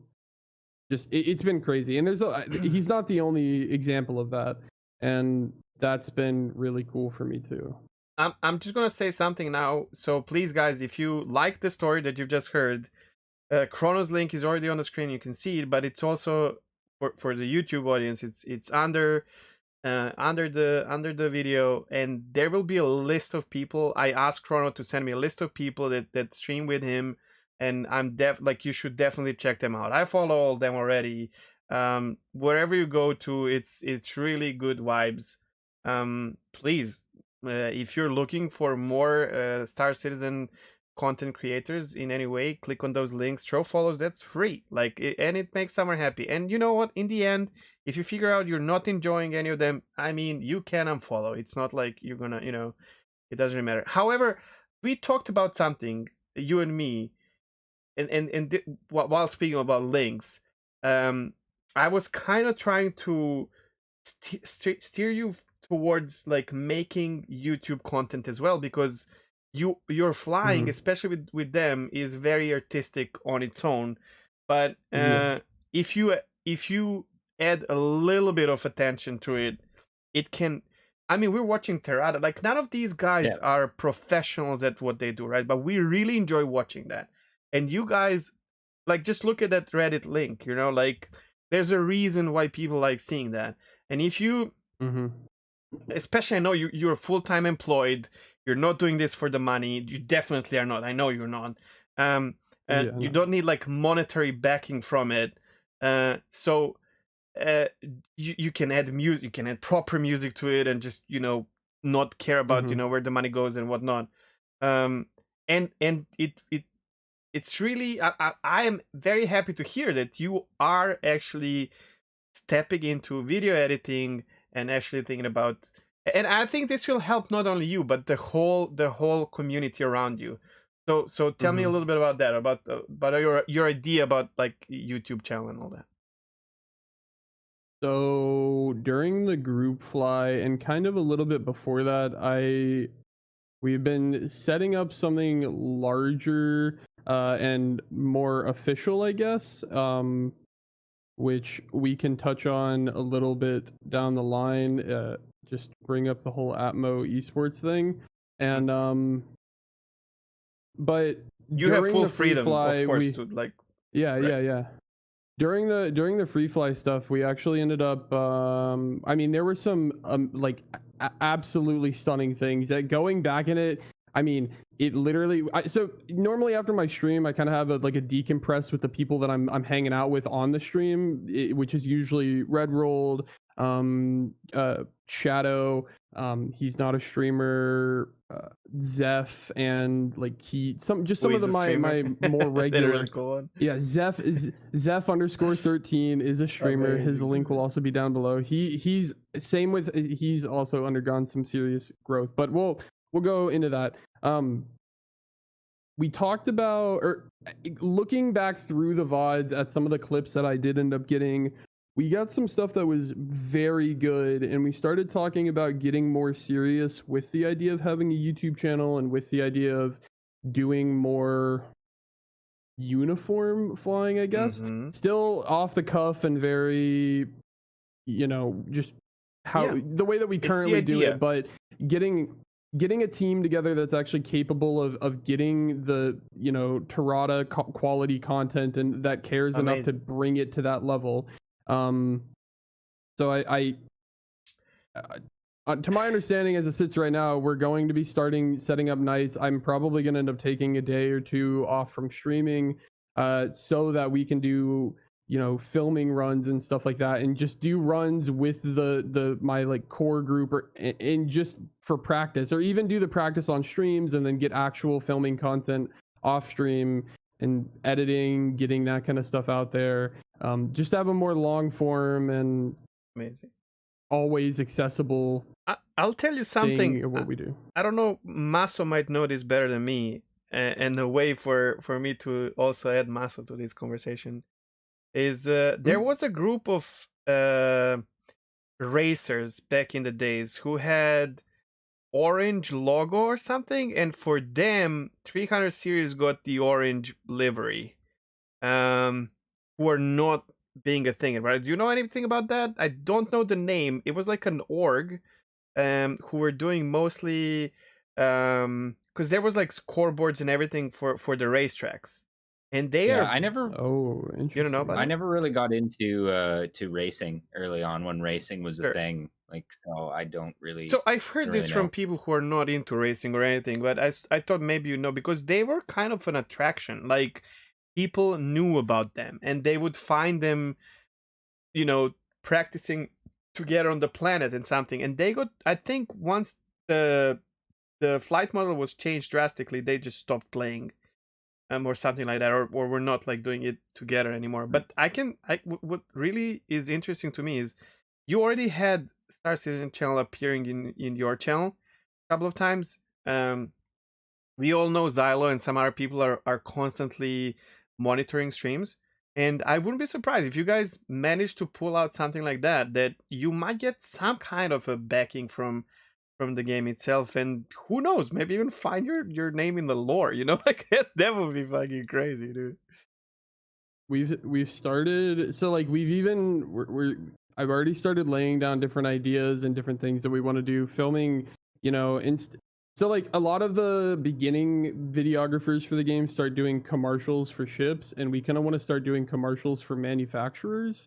Like, so having an Anvil commercial that has arrows escorting Carracks and like, hawks, the whole like gladiators, the whole. Please don't make them too long, please. No. Like, well, literally, it's gonna be. Well, they are because all the org commercials that you watch like in Atmo esports events, they're like 10 minutes long about the org, and I'm like, that's not a commercial. Sorry, that's like a. I know, right? These are gonna be like a minute to maybe 2 minutes or so, but cool. Just as a beginning cliff holder to be able to start working into more elaborate videography stuff. And then the other thing is we are in the process of creating our own esports league to start hosting our own esports competitions. Please don't call it esports, you motherfuckers, both you and the whole Atmo organization. There's no such thing as esports in an alpha game. Sorry, I'm gonna be salty about this. I love you, bro. I mean, we're not. Esports means that ultimately we're not aiming for an alpha game. I know, but like there's no esports until you have, competition with prize, with money invested, sponsorships, people living off of your gameplay. That's esports, Like we're not in a place where we can have esports right now. I mean, esports started somewhere. Events. Like yes, in esports starting games that are fully playable, not alphas. But esports now exists as a thing. Personally, I don't think it has any differentiation, but that's a different topic. We are going to be starting. But that's okay. You can be so. Chegg and I we often disagree on things and everyone disagrees with Chegg. Yeah, we clash heads. But definitely. Yeah, so we are very much starting to look into that kind of stuff, and even in things that aren't flying related or vehicle related at all, we're looking into doing FPS things and different styles of just different kind of events, and hopefully trying to take that somewhere that we don't really feel like anybody else has taken it. So you are basically trying to make enemies already after 2.5 months? Is that what I hear? There's nothing wrong with competition. Nothing wrong with competition. I agree. Yeah. I'm happy for this. I'm happy for this. However, there's gonna be some. Who knows? Like long term, you might end up having friendly relationship with all that. But we know how people are in something new, and Atmo is investing a lot into their esports. But events, and I'm really curious about this, because last weekend you were recording for Atmo. I did not like how they treated you. I'm gonna be bluntly honest about this. When the event was done, no one said anything. Yeah, I was there watching your stream, watching their stream. The veto that they gave you guys is cameraman and all that. I was like, this is bullshit. I'm sorry, but like. I am huge fan of Demarelli. However, I think they are doing some things wrong, and that's okay as well. Like that's a process. I hope they're gonna get better. And we talked about this few episodes ago, right? But then after this happening, where you were like part of their camera team, I hear from you now for the first time. Like I have no clue about this, which is cool. You guys are thinking about making it. I guess you are not satisfied with how they do it, and you want to do it better. You have an idea about how it should look, right? I just have ideas of what we could, not necessarily of how it should look, but just I have ideas, and other people have come to me with ideas about things that we could do on stream as like an event. And if we're hosting these events, then why not actually make it something like bigger than just some event that's on my channel, like actually get people excited about it. And I honestly, I see it as a two-part thing. Like I see it as trying to get eyes on aspects of the game that aren't necessarily seen a lot. And I also see it as a potential to offer gameplay. I don't think it makes sense to have one gameplay, but I also don't think it makes much sense to only have one competitor in a scene for something. Like, yes, I very and I don't want to take this as like me disregarding or not appreciating what happened with the Ammo esports team. Not you. That was me. Oh yeah. No. Yeah. My experience there was awesome, and I actually really enjoyed it, and they've been really receptive to the feedback I gave. But I have pretty much told, this, and I will probably. I've already told them I'm not coming back for the rest of the Stanton 7, just because I didn't enjoy the way that I was treated as a videographer, which is okay, and but. Yeah, so we were interested in trying to host our own stuff and see, try our hand at it. Whether it's successful or not doesn't really matter. But let's quickly talk about that, because me and Maso talked about this. What was it, like last or one before episode? I don't know. I think it was last week. Yeah, and one thing that we I think agreed on is the reasons the Daima Rally is so iconic and important event for not only us as player base who knows about it, but also lore and CIG, is because it happens once a year. And it's this big event where people actually prepare for it for a long time, and then, there's a whole hype around it. 100%, and absolutely. I don't like the fact that now in an alpha game they're trying to make it so that it's so often. Like you have Daima Rally, you have Hurston Hurt Locker, and then you have 7 more races for plus quali, so that's 8 more, so that's 10 events in a year, and you could see how it reflected on their viewership, where Daima Rally has like 4,000 people constantly, and then the qualifications for Stanton 7 that they hyped about so much had like 300 people, and that's it. So my take on this is, if you, and I could be super wrong about this, and this is just like my perspective, I would really like if you guys, like if this actually happens potentially, because you might give up on this or whatever, or things can change in the game, realize whatever, right? Like we don't know this for a fact, but like if you have this idea, I think if you really want to be a competition, healthy competition, hopefully, with Atmo, is have 1 or 2 events. Don't try to make, because the game is just not in a place where it can generate enough hype and there's not enough hype to keep the inertia going. Yeah, I agree. Yeah. So something unique and something that happens once a year or twice a year, and that's it. So that people are waiting for that happening to be there. But obviously you do you. Yeah, don't listen to me. I'm just hoping this is what I would like to see, right? Not really. Yes. Yeah, I mean it's good. It's good advice. I mean, we've definitely talked about like the different kind. We're still not necessarily at the point of announcing events, but we are. But having an coming idea up on that, but huge. it's. Yeah, that is. We already have the name and everything picked out. It is Selene Esports, which is Selene is the Greek goddess, or the Greek what is it, personification of the moon. So that's kind of why we went after that, because it's Star Citizen in moon. Well, yeah, whatever. I'll be honest. I'm gonna kick you a little bit, under the belt or whatever, and say that it will sound, and to me it does as well. Even though I know you're crazy. You do things.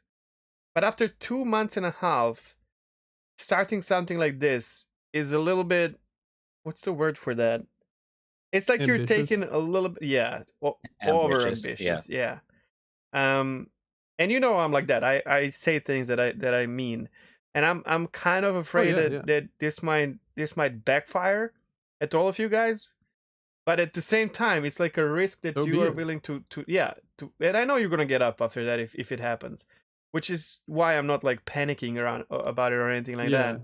because I know you as a friend as well, so I wouldn't want to see you, suffer or struggle. For sure. But then on the other hand, I gotta say, like, if this succeeds, holy shit! Like, someone did this after a couple of months of backing the game and playing. It's just fucking mind blowing. I think a lot of it, at least Yeah. from what I've seen, is just the question of like time and effort. Like, I'm sure that there is a risk to it as well, but like if you're willing to put in the time and the effort, then there's no reason why you couldn't potentially be successful if you are willing to continue putting that time and effort in until it happens. You know what I mean? You need some kind of a backing from other bigger content creators as well, which is, yeah, they can screw you up. I mean, we saw what happened to Paul, man. Like Paul, who is a staple of content creation, Astropub, last week. But in the end, he laid down his weapon, has said, "I'm never gonna mention ship naming ever again." Yeah. So not because of the community backlash, but it was actually content creators backlash, where people who are big in the scene are talking about him doing this thing, which arguably is right or wrong. It doesn't really matter. I'm not gonna take side anymore. Like, it's fine. Some people like it, some people don't. But he was constantly DM'd by other people. Other streamers were talking about it in YouTube. Even in YouTube videos, you could hear it, which is crazy. And this is where I said, if you're making an anime, it's a very small scene with a really tiny influx of new eyes in general. And I mean, I agree. Yeah. But and some people might take it wrong because you're new. No one knows you. I know you because we know each other from afar. But like some people, and hopefully maybe this helps, because I know you're a super nice and friendly person and you don't want to step on anyone's toes for sure. I know that. But Crucian might take it in a different way, where you're shaking his throne or whatever. Maybe not, because in the end, Crucian is a nice guy as well. Like, obviously, we know he is, and what he does is after all first for community, But yeah, you guys should expect something like this to potentially happen.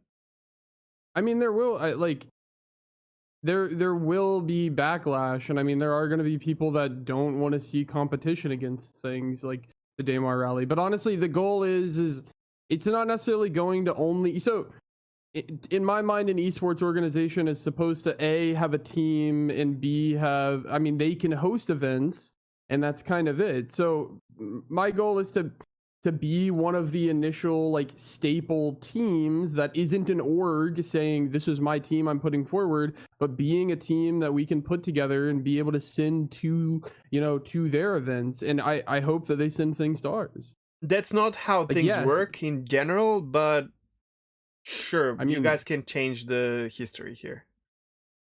I mean, yeah, that's not how it works in Star Citizen, but that's how esports work everywhere else. That's how esports is handled in basically every other aspect. You have teams, esports teams, and then they go to different competitions, which are generally sponsored by other teams or by the game developer they're themselves. Not being sponsored by teams. That's the thing. Like, teams are not organizing events. Yeah, they do, but not really important ones. Like, it's not a tennis player that creates an ATP 1500 or whatever. Like, it's not Tampa Bay Buccaneers that are creating a Super Bowl or whatever, So that can be a problem technically, but by the time the game comes out and this picks up, you might be more into creating an event and then in the halftime flying over and doing some crazy thing while people are, who knows? Or you might give the reins to someone else and you compete or whatever. Like, I'm not announcing this under the pretense that it's going to succeed.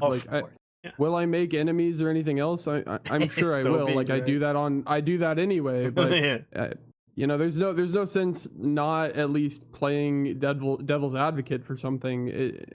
100%. This is just kind of my personality. I don't want you to not do it because I just want you to have an in your mind. And you've seen things that happen to me, Robin, Firkins. For sure, definitely. It backfires. You can get, big fluctuations and whatnot once certain things happen that sometimes are not even in your hands. All right, Chrono. Yeah. Do you want to add anything else before we kind of kick your butt out of here? I don't think so. Man, but he hasn't watched Rick and Morty. We should have kicked him out long ago. I know, right? Well, go watch Rick and Morty. Jesus. Anybody that's watched my channel knows that there's a lot of pop culture references that I just don't get. Yeah, they all just go straight. When over my I mean, head, and everybody gets very upset by it. I'm not actually. I'm not usually. I'm just doing it for a meme. But, he's like barely 18. He full-time work. I know you're not, but not far. He full-time works, like very important, like very. How do I say that? Well, whatever. A solid job where he has to be, doing what he's supposed to do. He has a whole zoo, like tropical zoo in his house, and he streams. That's legit. That does take up a lot of time. Exactly, right. And we have a ton of animals too, and that means I don't get to play nearly as many video games as I want. He plays when he's not streaming, and then he drops a 51-hour stream. When is he going to watch Rick and Morty? While he's streaming? Is that well, DMCA and shit? No. Multitask. I don't know, whatever. It's a funny show, and that's where my channel point icon came from. Even if I put it in there badly, because it was like my first thing I did on Twitch. Chrono, my dude, I know Maso did not engage too much because probably I did not let him speak, because I know a lot about you and I've been following your growth and really, really enjoying it. I was asked by some people if there's some beef between us, because lately we changed like kind of schedules and whatnot, and you are not that much in my stream or I'm not in yours, but everyone can rest assured there's no bad blood between me and Chrono. Chrono is like a little brother to me. I love him. I'm super proud of what he's doing, and we constantly have a back and forth conversation behind the scenes. So no, absolutely not. We piss each other off for sure. I'm sure that happens every now and then, but we don't even care about this. Like it's not. He cannot like piss me off to that point where I would, So, and I'm sure it's the same with Chrono. So yeah, it was a great pleasure having you. I think I'm happy that we postponed you for today, where there's actually not that many news and all that. We could give you like a lot of time, and just a conversation with you for me. I mean, it's always fun, but especially now that's gonna stay on YouTube and all that. Thank you so much. Master, you have anything to add or ask Chrono? Go for it, brother. I guess he can come back to if he does his Rick and Morty research. Yeah, amazing. So yeah, thank you for that. We're gonna add your link to the description. Also, all the guys that you're flying with, and can't wait to see your videos, man. I'm so happy that you took that more seriously. Holy crap, you guys are doing some crazy stuff. Oh, we're gonna add the clip from Reddit, because Reddit is a very active thing where things go up and down. So I'm gonna make sure we have that clip as well. Yeah. I have it now. I watched it before the show. I have it. It's prepared. I'll grab you the one right out of the VOD. Nice. All right. Yeah, we're gonna let you go. We're gonna continue with our regular shit, and can't wait to have you again, man. Like this was. Thanks for coming, man. And if anybody is wondering why we didn't talk controls and stuff like that, it's because we did it in the pre-show. So if you want to hear that, you could just watch the Twitch VOD. True. By the way, Chrono flies with dual sticks and not pedals. Yeah. But he's going to change that. Correct. He's going to try pedals. Supposedly. All right, man. Thank you so much. Have a great rest of your day, and I'll see you in the streams. All right, man. Bye. I'll see you in the streams. Have a good one. See you. Bye. Let's change this. There we go. Oh man, that was good, dude. I really enjoyed it. Yeah, for sure. Yeah. This is I jumped into Chrono's stream like once before and just kind of like said like a couple things, but like, I was out of there pretty quick, so it was good to finally like should be able to quote unquote meet him. Yeah. Yeah. It's crazy. He's so young, and I know him from when he was watching. I had no idea he was that young. He's not 18. He's like 21, I think. And I know him from, he was very active in watching other streams and whatnot, and then I found out that he's streaming just because his icon was purple in my Discord. I was like, dude, you're streaming? He was like, yeah, for a while now. And I was like, holy crap, man, I'm so happy. And that's how it all started. And just everything that he said after only 2.5 months of playing Star Citizen is just, how crazy is that, dude? That is, yeah, it's awesome. And frankly, it's something that I've seen kind of repeatedly. And from what I'm not big. I didn't really like do anything on Twitch. I didn't watch Twitch or whatever. I'm still like really unversed about the like overall Twitch community. But from what I've heard, this kind of thing where you can kind of, you know, like just be supported and like and develop a community like this is not something that is normal in a lot of Twitch communities. Something that's like, you know, pretty unique to Star Citizen. Chrono is a super smart duder who picked up all the tricks from I would say, I don't know, this is just my view. He picked up a lot from I was streaming Elder Scrolls Online for a long time. And he was part of a couple of communities there. So was I, and I think he picked up the best of a couple of streamers that he used to watch. And when he started streaming, what I really value, when he started streaming, he was well known as like you know, part of communities that if he said something to any of us, we would like help him grow his channel. But he never said anything to anyone. So I literally found him 5 months after he started streaming, or I don't know, like 4 months or whatever.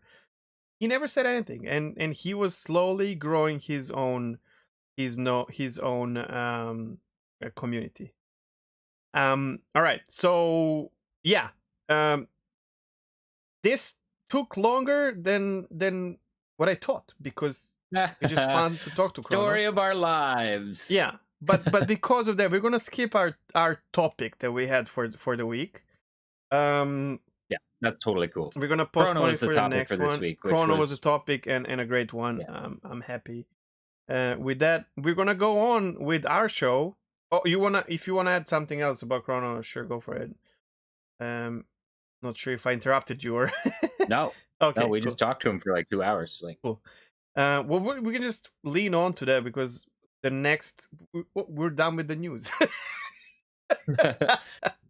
No, but this was different. Really. Segment. Yeah, for sure.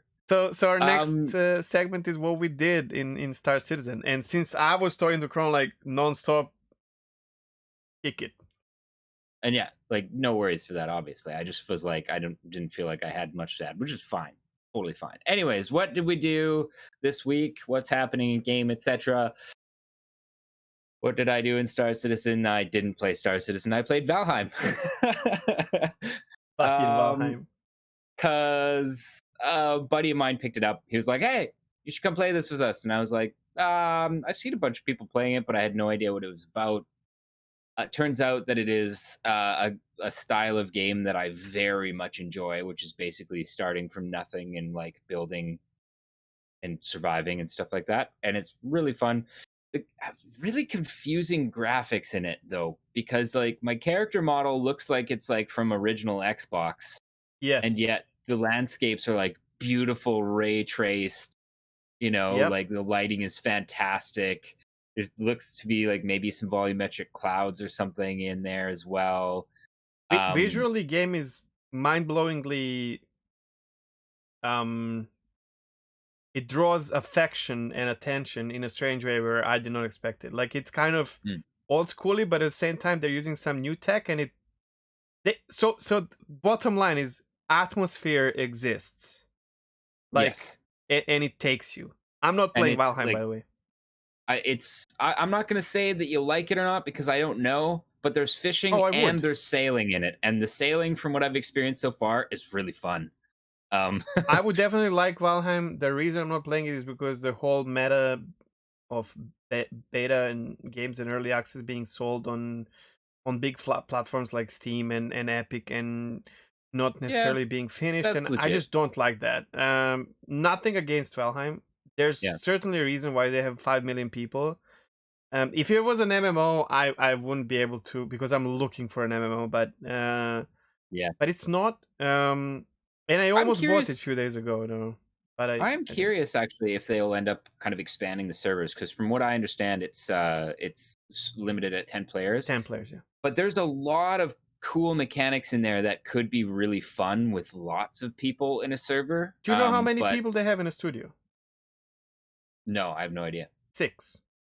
Holy shit, really? Yeah. Wow, good job, guys. I mean, maybe they expanded a little bit after, but that was the thing. And holy crap, right?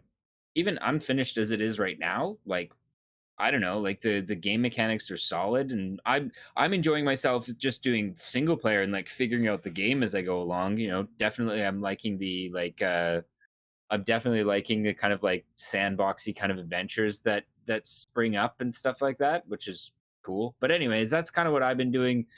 Not as much as I would like to. Like it's an addictive. It's as these types of games are for me. So like, you know, like I definitely would rather have played more than I have got the opportunity to do. But yeah, it's been a fun thing to explore. And like I said, I'm enjoying the single player right now. I'm, you know, hoping to kind of, just as I kind of figure things out, hoping to kind of jump in with kind of my real life friends and kind of do some actual multiplayer at some point. But in my opinion, like it's 20 bucks Canadian.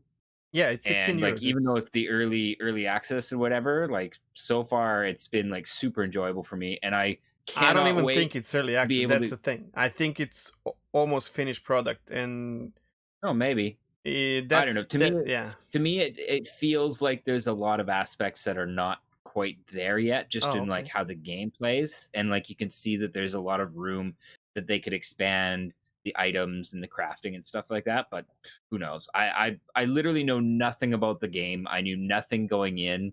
I still know nothing, and I'm happy to know nothing and just enjoy it for what it is. Because so far it's been great.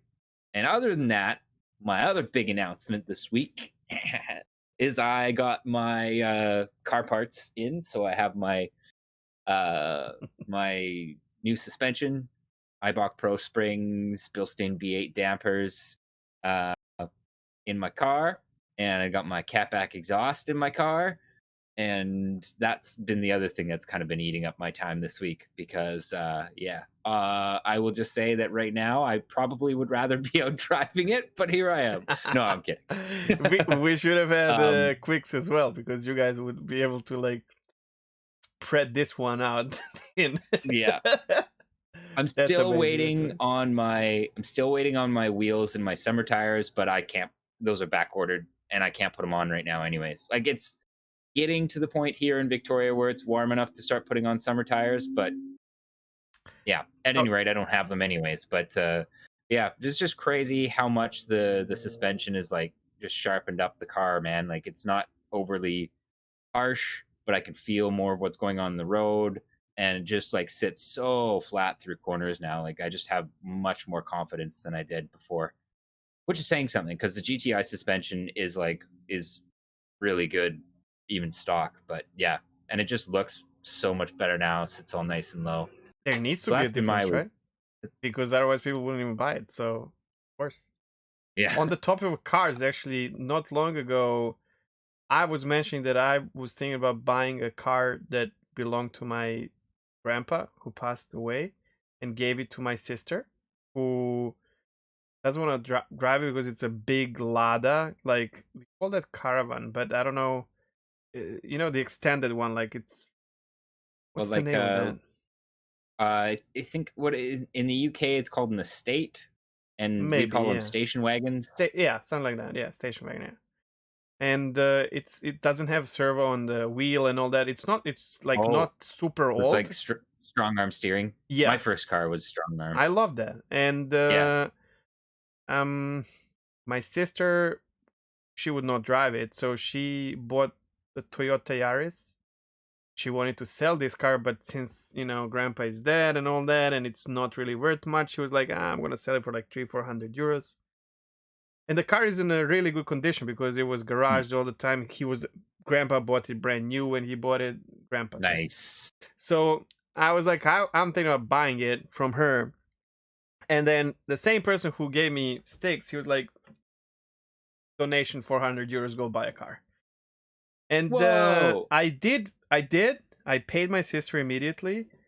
And then I had a really rough period where I was like, if I get into a car, I might drive into a river or something. I was not really feeling good at that time. So I was like, I'm not going to fucking register a car and anything. Mm. And then recently my father showed up and he was like, can we just do the papers? I fixed everything on the car and I'm going to drive it in front of your building and you can have it. Because he knows I love driving and I didn't drive for a long time. And this is my kind of freedom. I'm not like you in a way where I know every little thing about the car, but I love driving just like you. Like that, and that's like, I don't even care. I can drive around the city or just, and come back home and that feeling, I'm sure. Yeah. It just helps me a lot. This is interesting because I was listening to a thing about how like this phenomena of people who like to do things, like to operate machinery and stuff like that. Like it is not a small subset of the population. Like it has to do with a specific type of brain structure, but there are people who get really, really high levels of satisfaction of just doing a thing. No matter, with a machine, whether it's like, a piece of heavy equipment. But I mean, that's one of the things they've been saying is that like, it doesn't matter what they are doing necessarily. It's the doing that is gratifying. Yeah. And like that's the way I feel about for me, driving. it's movement. Sorry? They can be, for me, that works. It's movement that I need. Either bicycle or a car, or I worked on the ships for a long time. Yeah. And that constant motion, while I'm not necessarily moving, fulfills me in an incredible way. I like flying as well and all that. So for me it's about making a thing do a thing well. So like with driving, it's like it feels good to know that I nailed that corner. You know what I mean? Like I hit that right at the apex, and it was just like, and it was beautiful, and that's gratifying to me. Or in trucks, it's just like I just took this huge object and I put it through this narrow gap, and and it just makes me feel good. No, that's satisfying as well. But that's almost like having a goal. I used to drive a van for DHL, and back before I was racing a little bit with the GT Quattro, the Audi, the rally Audi and whatnot. So yeah, I have that as well. Anyways. Yeah. So another thing that happened for me, because we were talking about what we did in Star Citizen, obviously. Yeah. Which was not, well, for me, not much. But, or that nothing, same person actually got me a pair of, well, I don't know if you can you see it? Yeah. Pair of T16000 Thrustmasters, dual sticks. He brought it to my door during my stream. I had to pause my stream, basically tell guys that I'm going to be back in 10 minutes, run down, because he said I got you something.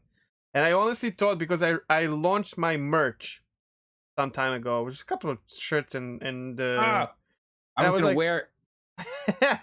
and I have your 07 penguin shirt. I was going to wear that today. I forgot. You got it?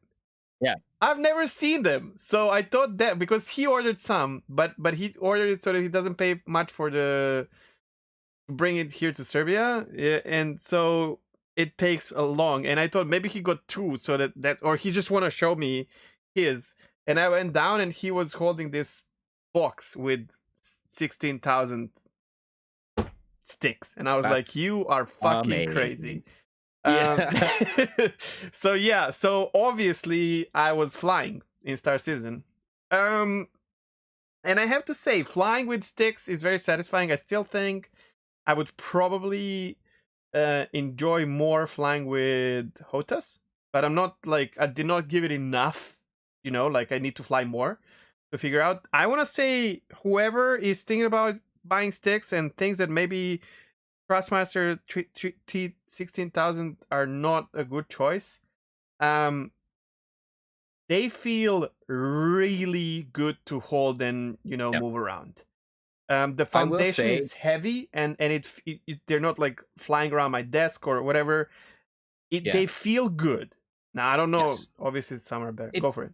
No, well, yeah, but like if you are brand new and you've never had joysticks before, like T16,000, hands down, like nothing else should be even considered, in my opinion, Mm. unless you're looking at like much higher end sticks, which I would say don't do that. Like start out with something like the T16,000 first to Well, I decide had whether or not you even like using sticks enough to warrant kind of sure. like potentially an upgrade down the road. Yeah. So I had well, I still have it, obviously. The Trustmaster joystick, I think that's how it's called, which is basically single stick and but it doesn't have rudder, so or whatever you guys call it, right? So, but man, the difference in quality and just feel is you can't even compare it.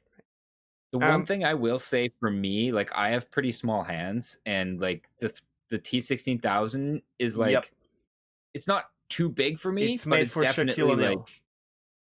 like pushing the two top buttons is like Yes, the that's the limit of problem. my. The stick It's the itself feels perfect. They fucked up somewhere. I don't know. Like it's not the hand. It's longer fingers, I guess. Pressing the buttons on top, head is okay. Trigger is fine, but the three buttons on top are very for my thumb. They're very difficult to. Luckily, I don't really use this much because I use voice attack, so I don't really need. I use triggers and that's it basically. I just find like my hand just travels a little bit more around the stick, which is fine. I've I got guess you used to get it. used to it. Like Yeah. they feel like second nature to me. So So that's a yeah. big plus. I definitely would say I still feel like I will always be better with aiming and following like target tracing with mouse. But I think just you'll be surprised. well, I mean, I've been flying quite a lot, True. and but the immersion side of it is like playing a new game, and it just refreshes your whole gaming experience with like flying with sticks. Oh, sorry. One more thing before we move off the joysticks or whatever you're gonna say next. Sure. The other thing that's like really beneficial about the T16,000s above pretty much any other entry level stick on the market and some non-entry level sticks on the market, the grips are reversible. Like you can Yes. pop the grips off, and so like it can be a left hand stick, right hand stick. You don't have to order anything special. You can just pop the grips off and This is switch them. crazy because if I ever get throttle or decide to play stick and keyboard, I have a whole new stick. You know what I mean? Like because they do get some issues right down the road. Yeah, like quality-wise. the twist axis on my left stick is starting to Exactly. So I have another stick if I decide to fly with one and also spare parts, right? So it's kind of cool. Yeah. Okay, so with sticks, I had to play the game. So I started playing. So I had to learn how to fly, learn how to fly. And I discovered that with sticks itself, it was a lot of struggle, especially with the throttle. And I decided to use my wheel pedals. I have a really crappy wheel. It's Ama Urage. It's like $10-$50. I don't know. But it obviously comes with pedals. And now I have all this plugged in because I use pedals to fly the ships. I can say that like sticks, I use some that old stick for Flight Simulator and in Star Citizen every now and then. And flying with that was also enjoyable. But I knew what to expect from sticks, kind of. But adding pedals to the whole equation was just mind blowing. And flying with pedals, sticks, and voice attack. Holy shit, that's a lot of fun. It's a lot of fun. And if I give up anything, pedals are staying. Like pedals are not like that's. I need pedals from now on. That's it. It just, especially as a driver, I guess. It's so intuitive to use sticks. Pedals. I don't know if I could give up anything at this point. That's kind of okay, it. Like, fair. Like dual sticks and pedals was just so natural to me. And again, we talked about this in the pre-show. If people want to watch that, there's the VOD. But yeah, like I don't think I could go back to like stick and keyboard. I mean, I guess I could, but I wouldn't like it though. I guess I'm still like learning. I think I would. My soft spot would probably be throttle and stick. Probably. I just feel like that's what it is for me. Anyways, so I did Arena Commander, a little bit flying around, figuring that stuff out. Obviously, I feel like I'm very. It's much easier for me to fly bigger ships with this than smaller ships because, targeting is quite an issue when you start using it. And I need to set up my curves as well. But yeah, setting up was super easy. I'm surprised. Like, Star Citizen just picked up control 1, control 2, control 3 for the pedals 3, and it just worked. Didn't used to be that way. Yeah, I know. And I saved my setups, and that's it. So I was like, okay, so what would I do to learn properly how to fly but still have some fun? And I was like, okay, I don't care about the money. I'm gonna revisit delivery missions. Okay, that's the best thing that we always say is for new player. That's the best People experience. learn to fly. Exactly. Yeah. And we know their shit now. You have to visit 4 locations, for 8,000 alpha UC. And if you're new, you don't know how to avoid cities and all that, right? But Maso, they're even worse than what we thought. Oh, delivery missions? Yes. So yeah, I took this delivery mission. I haven't touched one in like.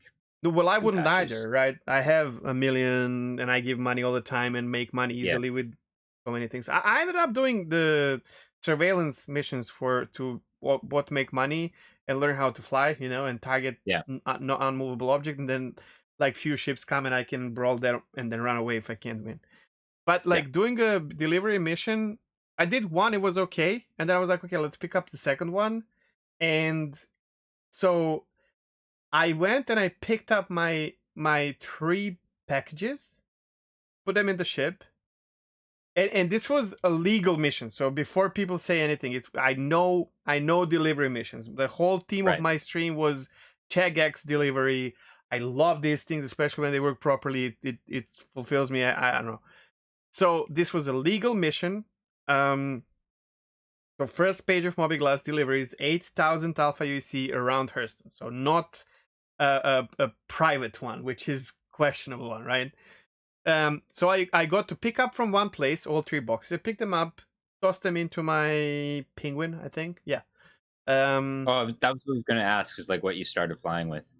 That was not an issue. Like the ship itself was fine.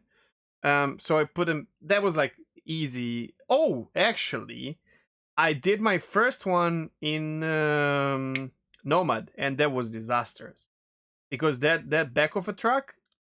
Oh, physics grid issues. Disgusting. Like the boxes were pushing out and just dropping through them and stuff like that. Bouncing out. Oh my God. Can't drop them properly. They even using the what's the name? The gun, multi-tool tractor beam. It's the same issue with all the extendable. Yeah. That's it. Yeah, it's just physics grid Doesn't issues. Work. They haven't fixed it. I ended up bringing 2 of them on board, which is whatever. So I switched to my other account and I was flying with the Titan, and that was obviously perfectly fine. So I picked up 3, tossed them into the back of the truck, flew to first moon, dropped it there. Actually, the first one was on Hurston, Pinewood or something. So just fly down, drop it in, take off. I'm done with that. So let's go on. And the second one was on Magda. I dropped that one, easy peasy. The third one was on Aberdeen, in a location that is a secure location. So think of it like, shit. I'm a new player. I'm delivering my missions for 8,000 alpha UC, and I'm approaching my final destination to get the fucking money, and it tells me private property, turn around, or you're trespassing, whatever. And I'm like, wait, what? So I back off and I'm like, wait, I have a mission. It did not bug. I guess people are just not playing them at all, and they're randomly like, I don't know, generated, and this happens. Where me knowing how the game works, I was like, whatever, I don't care. I'm gonna go down and deliver my mission. So I go down, you get crime stat 2 for trespassing. I finished my mission. I got my 8,000 alpha UC. Took off before someone picked me up. I flew to Everest. I was like, for trespassing, I should be okay. I get killed by, like, as I'm approaching Everest, I thought like turrets are firing at me. but it was another player because I was red. They killed me before I could land. I spawn in Everest and go and check, and I have to pay like 1,500 or something for my crime stat. But Wait, you can pay down a level 2 now? Yeah, I could, because it said like trespassing, whatever. Okay. And so that made it so that I made like 6.5k in 57 minutes. I streamed this. Mind it, I'm not slow when I do these things. I know how to do them. No, you know what you're doing. If you were a new player, that would have been like probably closer to 2 hours. For what? Yeah. This is so bad, and this is like the new player experience that we're aiming for. And I was not in the Aurora, which would be even more of a shit show because boxes fall through. And you try to drop a box inside, and then you teleport on top of the ship and all that stuff. So yeah, man, these missions need more love. So I ended up going and doing surveillance missions, and then some more arena commander, which I was doing Vandal's form, and I completed today with 0 deaths with Styx and Hawk. That is so bad because they still get stuck like in random places, and you have to go and find them, and it's really interesting. confusing. Yeah, I haven't played Swarm in a couple patches, but I don't remember it being that bad when I played it. We used to play Pirates Form a lot, so I don't want to go in Pirates Form in a Hawk with Styx, where like I need to learn how to walk first. And even with mouse and keyboard, I don't know if I can solo Pirates Form in small ship, because Hammerhead in the end, and even those little Krugers, Merlins are very strong. They're like buffed up. They're not like just a regular Kruger.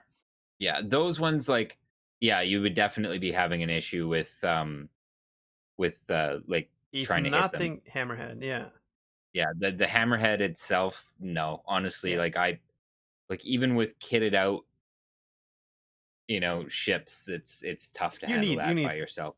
One more person. If you're flying again, what's that Tavern dropship? Talon. Not Talon. Dropship. Or sorry, Prowler. Prowler can solo it.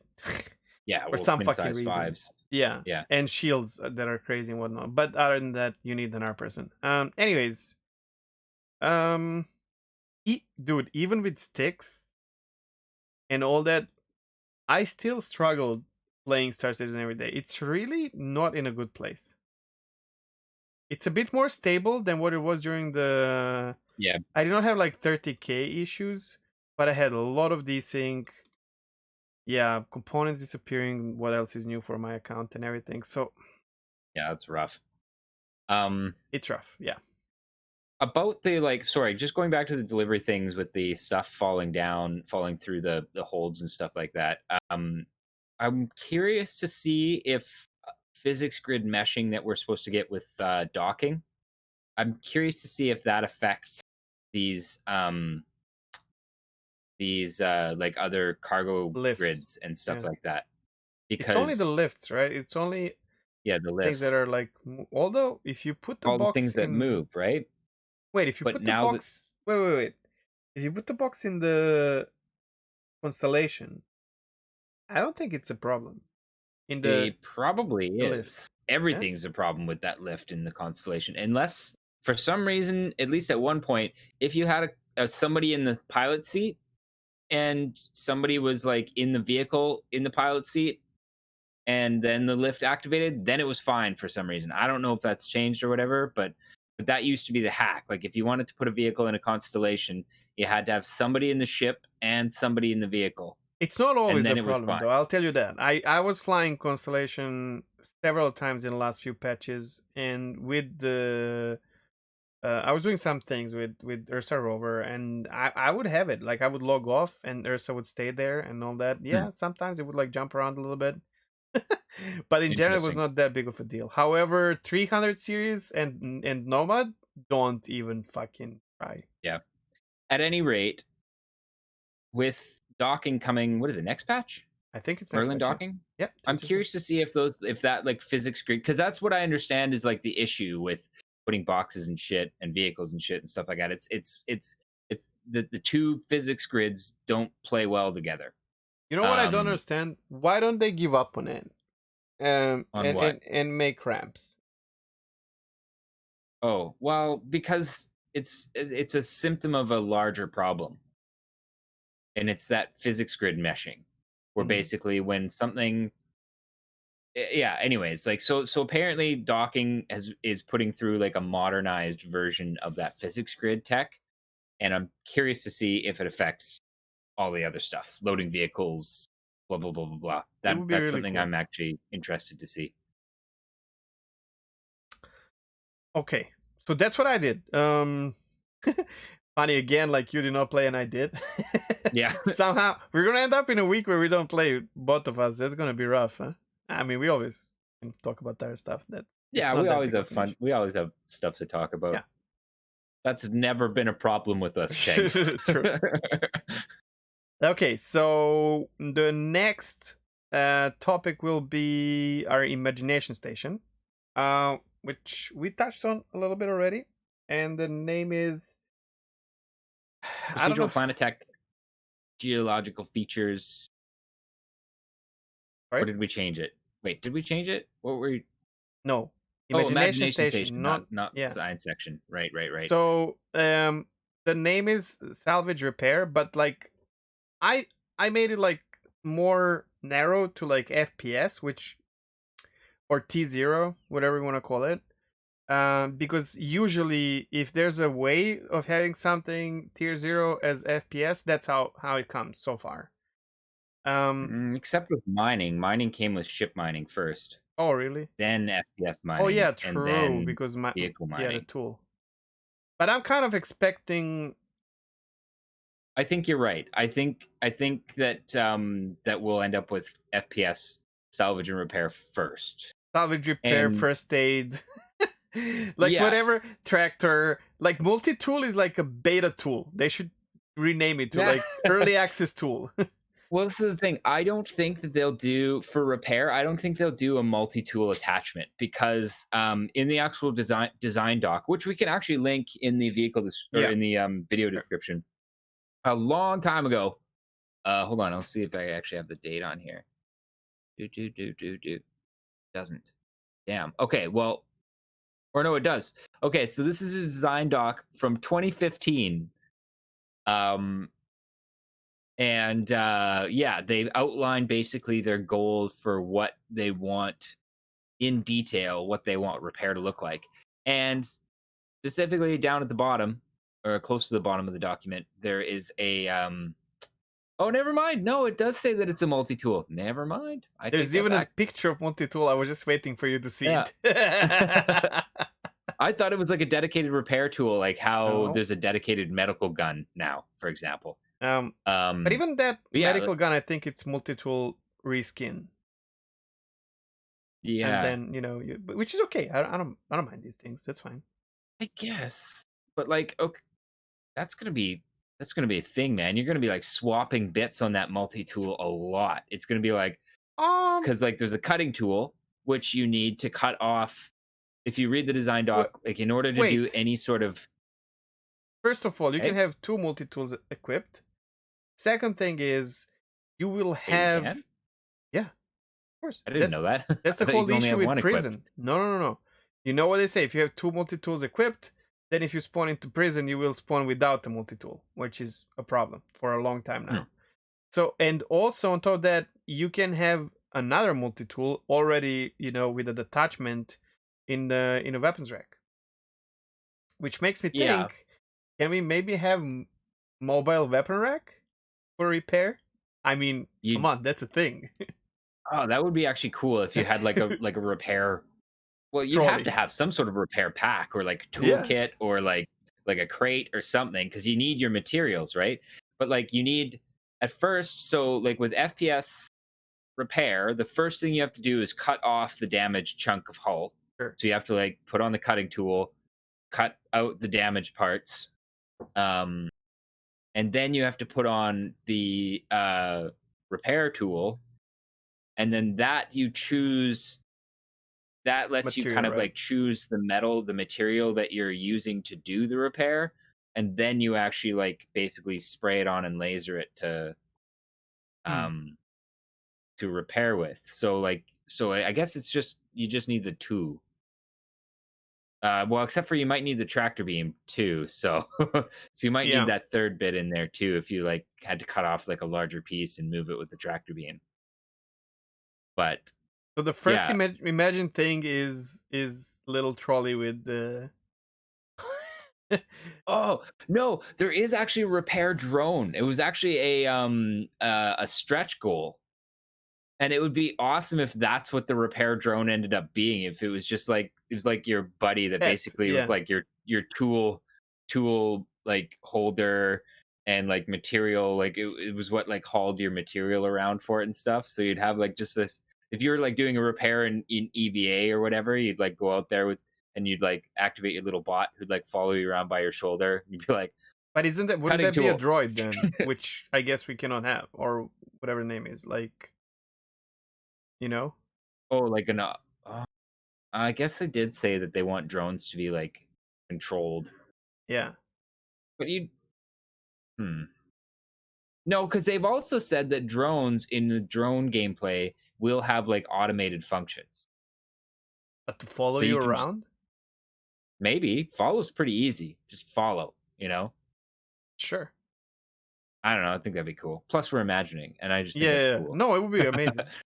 As a matter of fact, when someone asked in SC Live if you're ever going to see drones like flying around vehicles again, like back in the days, what you guys had, which I'm super sad that I've never seen in game, and they said no, but we're changing the whole system, overhauling. Yeah, those I things look mean, super cool. I don't know. I think they're wrong because like the Vulcan specifically uses drones They for were repair and rearm. yeah, but they were not talking about Falcon, but more like when you dock and want to repair your ship, and then someone Oh, asked, okay. "Are you going to have little drones again?" Because now it's just like invisible, and they said, and that's actually something that I'm really curious about. Like when we dock and repair, is that even going to be a thing? Like, how is that going? Are we going to, if you want to repair your ship, it goes into the hangar or something? Yeah, because go to Dumpers Depot. I know. On I know. Kirsten, Kirsten, yeah. or was it in? No Oh no, maybe it was dumpers. in Reclamation in Orient has that like place the where you arm can like thing. That's going around. Yeah. Like that's what the repairs are going to be like, at least according to the design doc, anyways.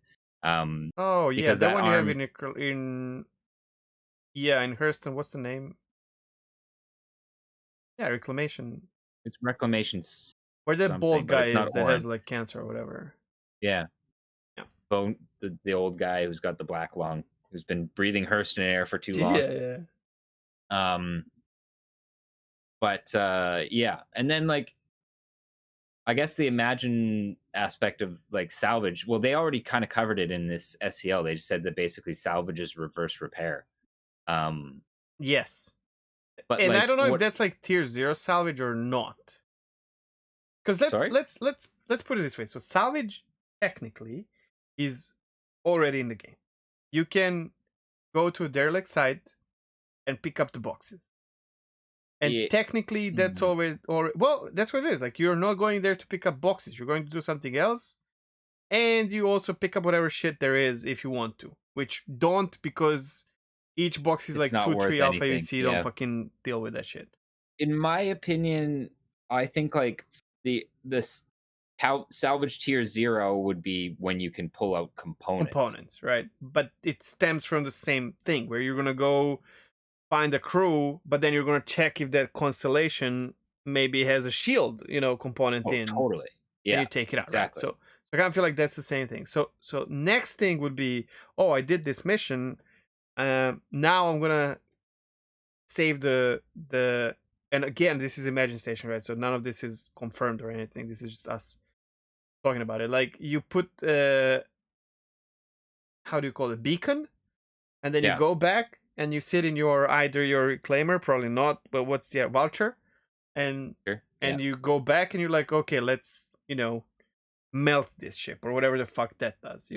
Well, this is the other thing that's going to be interesting because the Vulture does not do salvage the same way the Reclaimer does. The Vulture, they said that FPS salvage for like breaking apart the hull, you will have to EVA out. and plant breach charges basically on certain parts of the hull, and then blow it up to get it to come apart to a point where the vulture can actually munch it. Okay. Does So Vulture have any cargo space? yes, Okay. it's similar to the Prospector, as far as I understand it, that it has like dedicated. They're not So it saddlebags, but they're like areas melts it that are and fills it designed. with whatever Yeah, component, right? areas that are That'd be designed to be really like. okay if all these ships had actual cargo space that they fill with, SCU boxes that you can, if you're not salvaging, you can maybe transport something. Why not? Like that's what Yeah, you would do in real life. Like I there's think the Vulture does, because I remember when the Vulture was released, there was this like kind of a community drama about how much cargo space it had compared to the Prospector, which had none, I think. well, that's also Um, wrong in my opinion because if you think of like this is where I say they're over complexing things for no reason and potentially screwing up gameplay because if you let's say you have a prospector, right? And then okay. imagine if prospector did not have these funky bags for cargo space, but it actually had a, SCU space. Is that the name? Shit. Not SCU. SCU space? No. Yeah. What's the one? My brain just collapsed. Um, how do we measure space? SCU, right? I'm right. Yeah, it is Okay, SCU. okay. Yes, standard cargo unit. Yeah. So instead, it had 32 units of SCU. Yeah. And then maybe you have to put like certain SCU containers that it Yes. can Yeah. store Like cargo mount in. crates. Yeah. Then you take it to refinery, and then when you're done, you take those crates, put in your fucking ship that has space anyways, and then go and sell it. Right? It is basically what they're doing, but the saddlebags are their own thing. Because the Prospector, they've said, will eventually be able to drop those I know. bags. But is there really need for that? You know what I mean? They could have had saddlebags inside as an SU container anyways. That are being filled inside the ship, like it could have been easier instead for of a them to make thing. yeah. And then it would give you more gameplay for your ship because you might have one or two ships when you start playing. We're not talking about like alpha, but like in future. Yeah. This ship can be so much more than that. Same goes for any salvage ship, right? Like right now, you can have a reclaimer and it will like probably create SU boxes of salvage out of Constellation that you just ate. But when you're not doing that, you can fill your reclaimer with cargo, right? Like, why not? Yeah. Now that I'm looking at it, I don't actually see anything listed about how much space the Vulture has. They may have just taken that out because. But I feel you're like right. that's a missed opportunity. Oh no! Just no, there because it is. how much? 12 SCU. So I think that sounds to me like that would be like dedicated cargo. Oh, of course. Okay, so the 12 SCU would be where you'd be putting components that you've salvaged. I mean, for that you can have interior. You don't need SCU space. Yeah, well, they have it as like specifically like a cargo grid that can hold 12 SCU. And my guess would be that the salvaged metals and stuff like that would be probably held separately. Whether or not they do dedicated saddlebags for it, I don't think they. It'd be really strange if it's saddlebags. It would have to be like detachable containers or something like that. Yeah, but I think it's probably just mean? like a hopper. I don't think there's a need for that. But then, on the other hand, this is where I was saying that them delving so deep into mining there's so many similarities between mining and salvaging because basically Maybe salvaging is mining ships in the end and stripping parts, right? But the developers have said repeatedly that the one thing they don't want to do with salvage is just make it a reskin of mining. Well, it's not going to be because in its own or it can have a same system for like raw salvage of the ship into materials. But then mining has vehicle mining, hand mining, where salvage has potentially stripping components, which is completely different than anything in mining, but also potentially fixing the ship and then having it as a salvaged ship, right? So, but the actual gameplay for like stripping and like crunching down a hull, I don't think that's going to really be similar to the mining gameplay.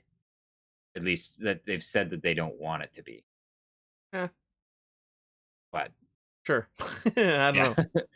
I think it'll be more like they've illustrated in the repair design document, where it's like, you know, the repair arm puts hull plating on by like, you know, lasering it on or whatever under the control of a person, and repair or salvage I think will just basically be the opposite, where you're, you know, basically going over and stripping that hull off with the laser, and then breaking up the frame itself with explosives and then crunching it. So basically what we expect, I guess, is our ships to be, you know that picture when you go to buy meat in, what's the name, butchery? Yeah. And then there's a cow or a pig, right? And it's like split in these parts, right? So basically, I guess our ships are going to be split like that, where when you want to salvage, when you think about it, they already are. They are, yeah, but like, yeah, we'll be able to see that more, and then replace certain parts or fix, right? Certain like platings. Yeah, and like again, like if you look at the design document too, they actually kind of show that. Like they show a Gladius basically, and they show it basically in chunks. Like, you know, here's the wing chunk, here's where the heat pipes are, you know, stuff like that, which I really like because it's cool. I'm weird and I like things that other people find like weird and tedious, but the idea of basically like scanning a damaged ship, being and learning like, okay, the Gladius has heat pipes that run from here to here inside the ship or whatever, and you know, or you know, you don't want to cut through it, you might have a chance to screw it up. Yeah, or like, you know, if something's going wrong with the ship, it's like, you know, I just know, because I know here's where the parts are, here's what's probably wrong with it from what I can see on the surface, and then being able to like go in and I don't know. It'll be cool, but I'm part of me hoping is that afraid repair that's gameplay again too much for. Sorry?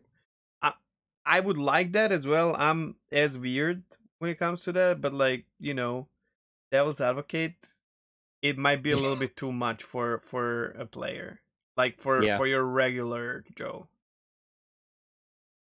Right? Yeah. And I know this is like pie in the sky, like not realistic potentially to like the way people play games now, but I kind of want that to be the case. I want like basic repairs to be easy enough that it's easy to grasp, but I want it to be a point. I want the gameplay to be to a point where like if something is that repair gameplay is deep enough that unless you're willing to learn that shit, you have to have somebody else do it for you, because you won't be able to. You know how that ends, right? I know. You're gonna all top YouTube, do exactly what Maso made in his tutorial about Gladius thing, and that's it. Because knowledge is being spread so easily nowadays. It's true, but you know, it's possible that the game itself kind of balances it in a certain way. Maybe. I mean, that would not be too wrong, because that's what you do with your car nowadays. You're gonna do things, and then you're gonna be like, "Shit, how do I open this?" And then you're gonna check the YouTube. You're gonna find Quick's, you know, video, but like, this is how you open this. Yeah, and that's how we do it. I mean, it's not like we're not doing it. And the advantage becomes like, you know, like somebody maybe doesn't want to be fucking bothered to watch all those YouTube tutorial videos. Or he watched enough, so now he knows. He doesn't have to anymore, I guess. So exactly. It saves you time, right? You know, so somebody who knows is going to be able to do that job faster and probably cheaper, because they're going to make less mistakes. And then also, if you know, if you're in the same org and you're like, oh shit, Maso knows. Hey, Maso, where do I click for this? And you're like, oh, it's like, you know, top left corner of this panel. Or like, I would love it if ships could actually. It's Imagination Station. Go for it. You're okay, but you're gonna laugh at me. But I would love it if ships could be fucked up to a point where you're just like, I can't get this thing to start. Like something is wrong and I don't know what it is. So it's not though. It's no more like where do I click, Maso? It's like, Maso, can you come fix this ship? I cannot get this thing to Yeah, no, I start. will not Something is laugh at you broken. because if you want repair to be a profession in game, you need that. Like, but it's so hard to. It's so hard to implement that and not because people don't want to socialize, man. People don't want to socialize. Yeah. And also like And they're been gonna on end the up scrapping that ship, you know, or whatever the fuck, you know, and rather even than when you bring it to are even when you are willing to socialize, sometimes it's just frustratingly difficult to find. Like I remember, for example, in like old school WoW, there's tons of times where it's just like you want a specific item to be crafted and you cannot find somebody who has that pattern, and you're just sitting there in like general chat and trade chat just like looking for a blacksmith who could do this, especially if looking you're for on a a low pop blacksmith who server, could do right? this, Yeah. you know, looking for a blacksmith, and you just sit in the main cities not playing the days. game because you're trying to find somebody who can, you know, build this thing for you. Well, And that join a isn't trade fun. channel. Oh, actually, you have to be in a city for a trade channel.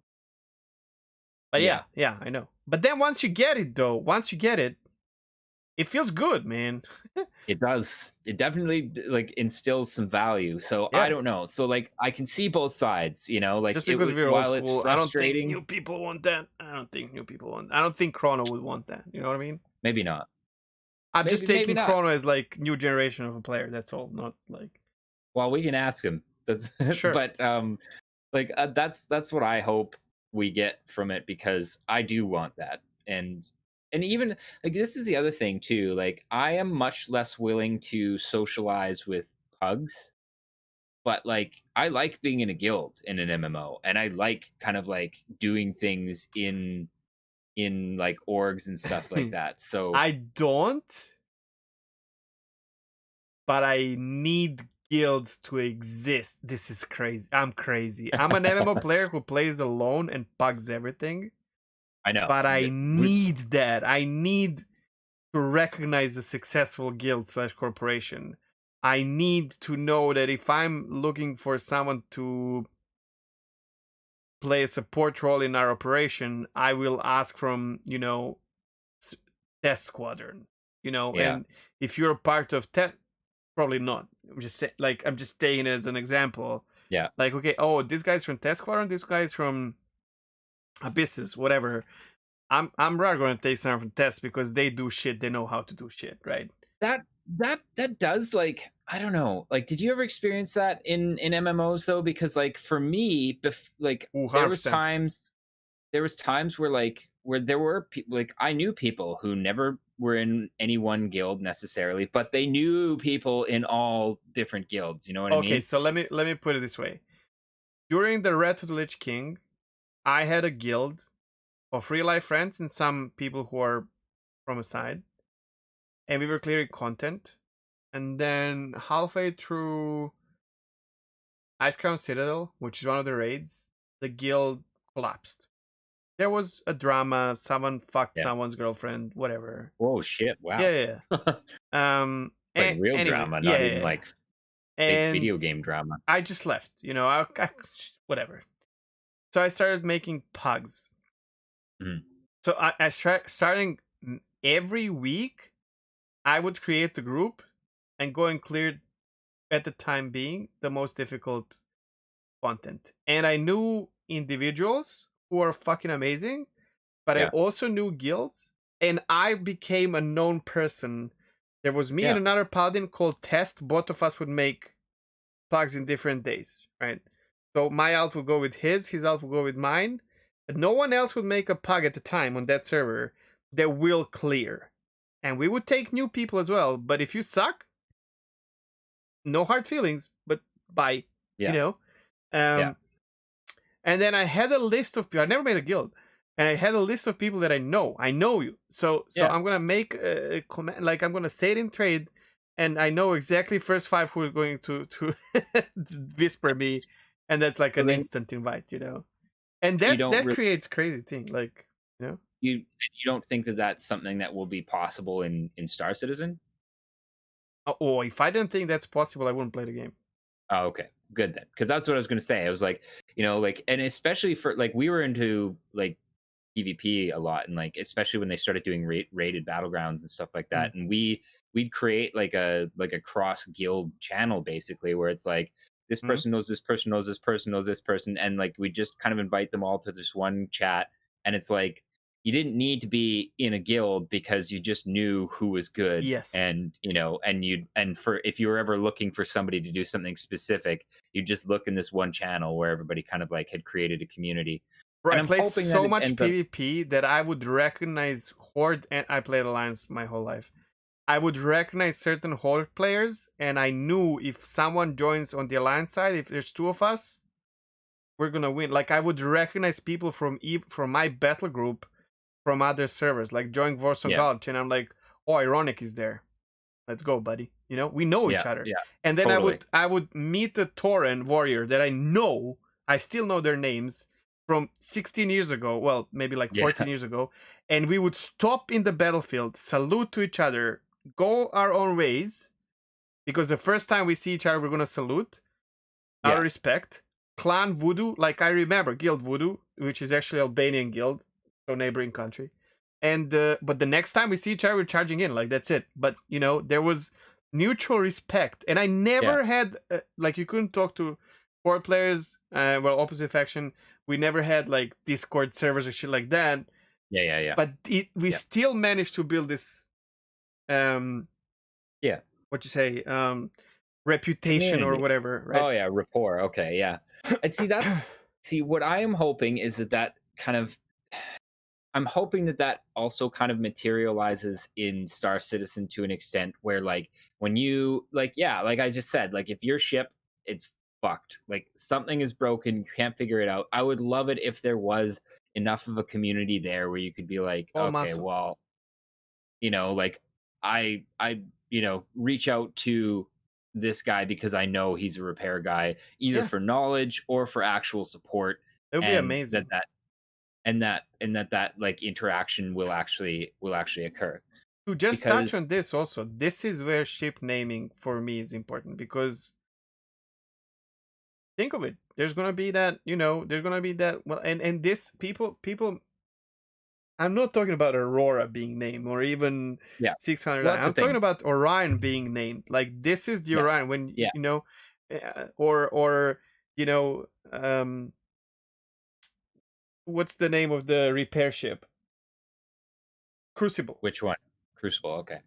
So this is, you see, oh shit, that's the Crucible where I fixed my ship last time, Yeah. In the dock next to me and stuff like that. Well, like, you're going to remember these things, man. Totally. Like, there was something that they said in ATC about naming, I think, where, like, you're going to remember the pilot, not the ship. I disagree with that 100%. I disagreed with that, too, because I was like, that may be the case in a single-seater fighter kind of a thing. Like, you might recognize the pilot more than the ship. But in, like, these larger multi-crew ships, the ship is the only way to identify that group. The whole crew, right? Essentially. And they're like, Kirk. Yeah, but I don't know anyone else. Yeah, but Kirk can't drive that ship himself. That's it. And like, I don't know other names, but I know Enterprise, motherfucker. I know Enterprise. Yeah.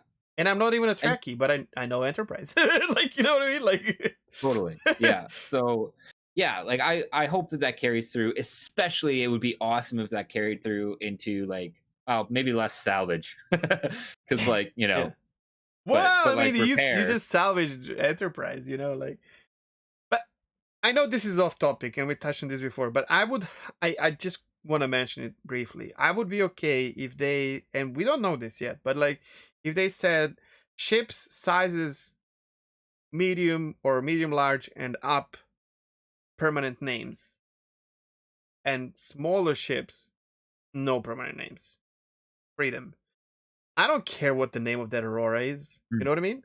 Or I don't even care what and this would also influence people into, or push people into getting a ship that they can name. And like you start with Aurora, get to Gladius, but you name your Gladius, but there's like 20 other Gladiuses named the same name, right?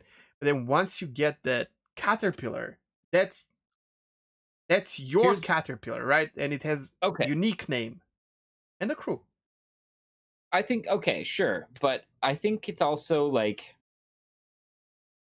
I don't know. I think it. Frankly, I just don't. I just don't think that it's much of a I problem. don't care either, but I think it would be a like, nice addition to the. But like even with like I'll tie this back to like repair and like we were talking about how like you can at least according to this design doc you can like rebuild sections with better. Wait, sorry.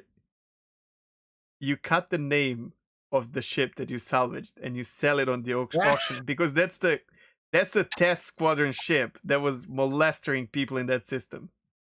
I love that. I love that. And now idea. tell me that's not fucking cool. Yeah. But it has to have the unique name because there's going to be like 20 other, similar names. But there's one that is that one. And yeah, sure, like there's going to be a number to it or whatever. But like, come on, man. Oh, I love that idea. I love that idea of like selling the ship name. It's like ears in Diablo 2, man. You kill someone in Diablo 2, you get their ear with a name. Ear, yeah, right. I forgot about that shit. Oh, I have a mule with ears. Fuck me, bro. But what I was thinking about specifically with like differentiating, like you said, like you may not care about like, oh, it's a Gladius, you know what I mean? Yeah. But like if somebody has spent fortunes on like basically rebuilding that Gladius from the frame up, I can totally see at that point somebody being attached enough to their Gladius that they want to name it. Sure, no, you should be able to name it, but it doesn't have to be unique. That's what I'm saying. Because no matter how much, or it doesn't matter if it's unique. Like, I don't mind if it is, but I don't mind if it isn't. Where, like, no matter how much fortune you can spend on your Gladius, you can always spend more fortune to upgrade your Reclaimer. Right? Yeah. I still, like, basically, I want the small ships to have unique names, too, because, I don't know, listen, like, it would be... I want it as well. I'm just saying, like, just that would not... why not? Yeah, but, like... Yeah. But, I want unique name. I really want unique. But... Yeah. And at first, anyways, at first I wasn't super stoked about like I was kind of the same as you, right? Like small ship, but like now the more I think about it, especially in light of like doing the repair thing where you have like customized this small ship to a point where it's almost not even a Gladius anymore. It's like it's kind of its own thing. That kind of that resonates with the like car nerd in me. And I'm a nerd and I name my cars. I name my cars as well. And guitars. But, so for me, it's kind of like, I could still see a point potentially. And yes, it would be a little bit RP or whatever. No, it doesn't matter. You're going to care so much more for their ship if you gave it a unique name. You are. Totally. And that legendary kind of status that they like that they want these ships to, whether or not that actually materializes, it would feel like it to you. Yes. If like your Gladius named whatever is just like like it is, and especially if it's customized to a point where it's like so effective that other people are taking notice. You know what I mean? Like that in and of itself, now all of a sudden you have people who are like watching your YouTube video on how you customized this Gladius to make one just like it. True. Or Reddit or like forum. It doesn't matter, But there is ultimately, the first one was named Trident or whatever. Yeah. And so you might even end up gaining that renown. Trident name for Gladius now. Sorry? Well, now we can't. Whatever. I'm kidding. Whatever. Anybody. But like that's the thing. Like you might even end up having in like communities that are Gladius pilots, you might even have this is a Trident spec, because the original ship that built this configuration out was named Trident. You know what I mean? And that would be cool. Like, even though like people aren't like, oh shit, it's the Trident, let's run away because we know it's legendary. It's legendary in the communities that are enthusiastic about that ship. You know what I mean? People will get known for their ships, especially crew, but still. I mean, multi-crew ships, not crew. Yeah, crews will be known by the name of the ship they're in, not by every name. There's no way. I'm sorry. Exactly. Yeah. What I hope, and this should be wait, are we still in Imagine? We are still in we are. Imagine. Okay. What I hope is that you'll be able to get like crew, like customizable crew uniforms. Oh, for sure, there's gonna be a. You or could at have like least, the ship name on the sleeve or something like that. Like there's gonna be like vinyl or something, you know, like there has to be, for sure. Like you're gonna be able to add your ship logo or whatever, your org logo rather. Yeah. Maybe ship, yeah. Well, The ship title, man, like where That'd you be walk, cool. you all walk into like, you know, a bar. into our corp or bar. Yeah, Yeah. because bars. I was gonna say a bar, and then I was like, that's so boomer. Well, I mean, bars are going to be a thing in this game. You want it or not, right? Chris Yeah, Roberts, buddy. if he's pushing it this hard, then Oh my, yeah, come on, but, we know it's going to be a thing. There's no. But you walk in there like representing your like, you know, Polaris you're crew all in or whatever, purple with like the crew and black, and you have your, you know, yeah. I think that would be sweet. You know, like even though it is a little RP. If you want to go even more RP, like you can have a title by it, like XO. Yeah. You know, XO Maso. Well, because it rhymes, and then under that Rocinante. Oh my God, Maso! If you are on a ship that's called Rocinante, I'm not doing it. We're not having this stream anymore. I'm gonna say something that's probably gonna alienate me from a lot of Expanse fans. I don't like the name Rocinante. When they named the. That's not even the original name of the ship, I think. Sorry? Like, I think that name was changed. It was. Yeah. It was the Tachi initially. No. But like. Oh, they changed it again. Like the original, the author did not come up with that name originally, but then it was changed to Rocinante. It was supposed to be something. You can dig it out, but like it's not Rocinante. Unrelated, could we switch the Discord server real quick? Absolutely. Because it's doing the thing where like when I'm talking and you're trying to talk, I can't hear you. Oh, not on my end, but yeah. On it right now. Like it's just roboting you whenever you're talking.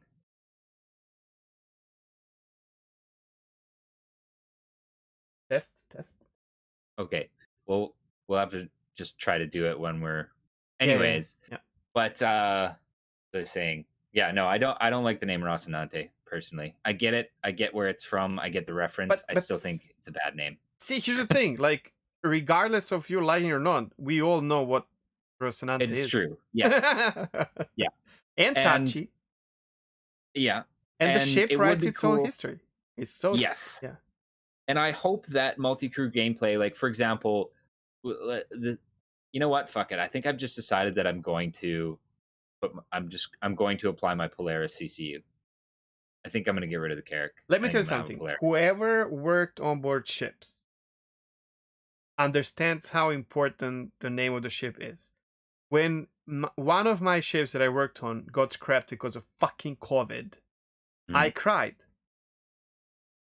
And you develop a certain. I might have a tear now, but like you develop a certain relationship with the ship that you spend huge portion of your life on. Yeah. And you know her by the name. And I even worked on some ships that are now 30 years old, still in good condition, and they were part of the company I worked for, which is Royal Caribbean, but they were sold to another company and now renamed and rebranded.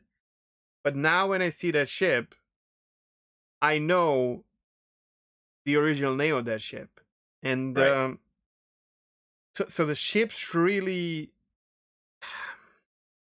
maybe that's why I am kind of leaning towards, and I am actually kind of passionate about having a unique name, is the ships that I work on, I know them by names, and their name tells me so much about them. Like you know. And then people who don't have this, that experience, they probably don't understand that, which is okay as well. But I can tell you right now, even in a game, it will mean to you that, you know. Yeah. See, I don't have that experience, but for me, like as an MMO player, for me, I'm equating ship crew with a guild or a group that is known on the MMO server. You know what I mean? So like, arena team. Back in the days, right? You know, like when you see, like I remember very, very clearly being like, when you see that guild name above somebody's head, you know that they're like, you know, they're oh shit, like they're the guys who are clearing this. Oh, and then you all automatically you're kind of like, one day, when I'm geared enough, I'm gonna I'm gonna run with those guys. You know what I mean? Or I'm gonna make a guild and do like those guys. But like that's what I want ships to feel like, multi-crew ships. You know what I mean? People will want to be crew Yes. on a well-known ship. Yes, like when your Polaris crew walks into a bar rocking their like crew, with the ship name on it, I want that renown to exist in a situation where even if they aren't like RPing, like, oh, those guys are famous, or like, oh shit, I've seen videos of those guys are doing some awesome so well. stuff, and those guys are awesome at what they do. You know what I mean? Like that's how I see multi-crew gameplay. And I'm crossing my fingers that it ends up like that, because that's one of the reasons I'm excited about these. So you're gonna have applications for the guilds, for the clan corps, right? Yeah. But what if you have like applications for a mission on a certain ship?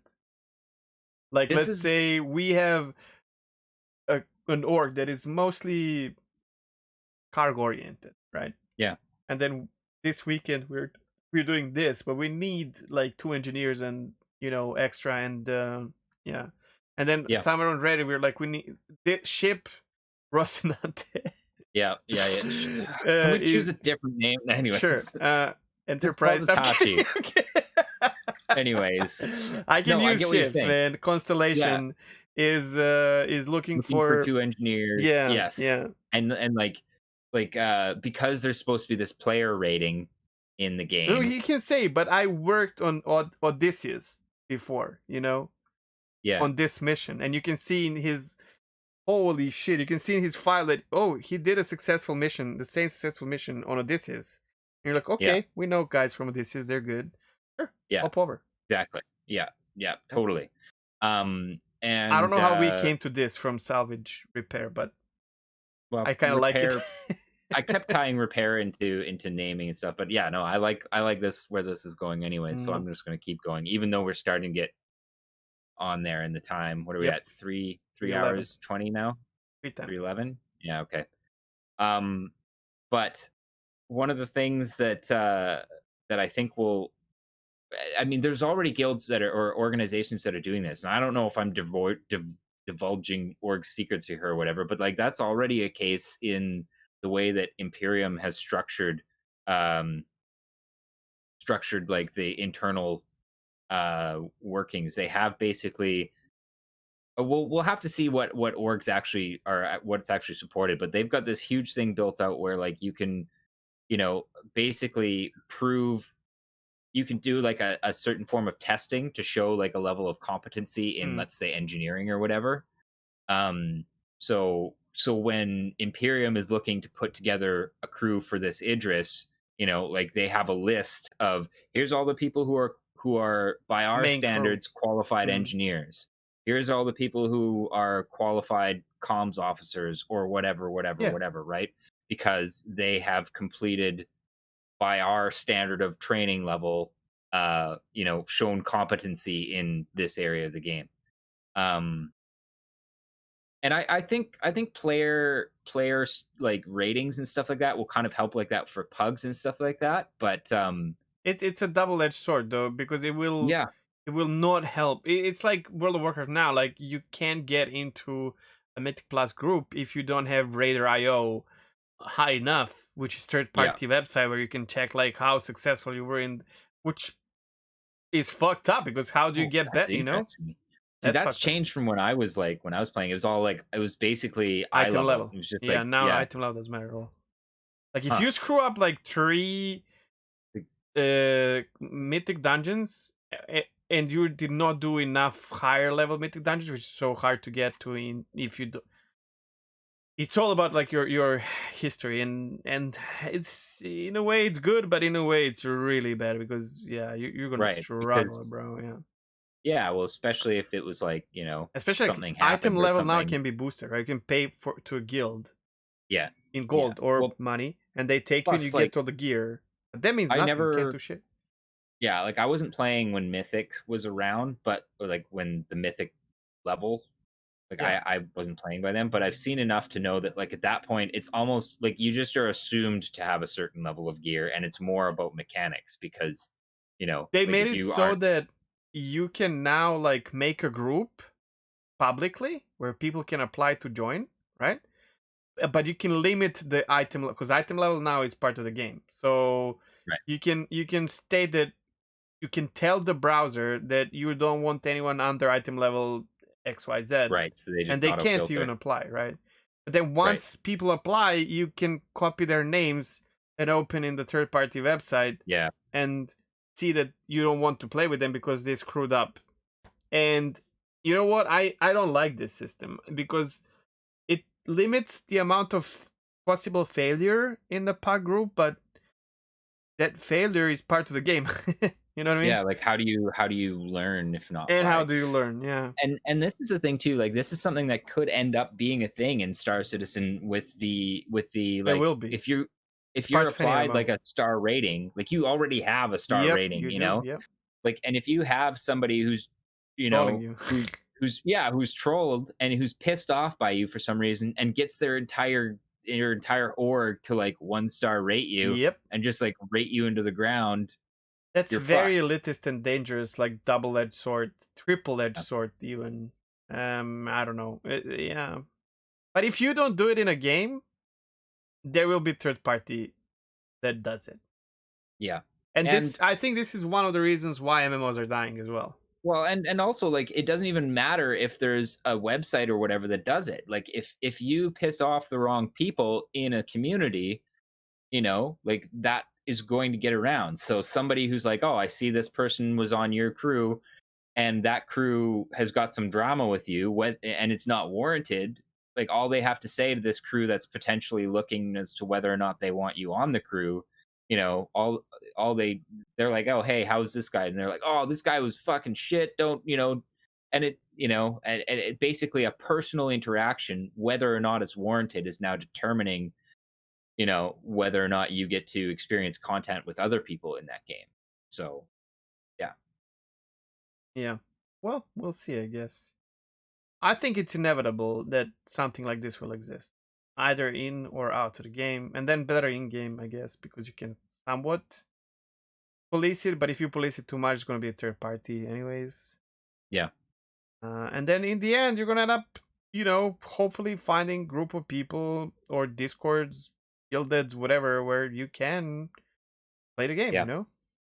Hopefully, and what I hope for in this case, I maybe to end off the topic, is just that I hope that the player base and the universe are large enough that even if you ended up causing some drama or like being a victim of some drama, that there's room to just move on. You know what I mean? Like, I pissed these guys off. They operate in pyro. You know Well, what I'm happens? just gonna Like go you to die, mix. right?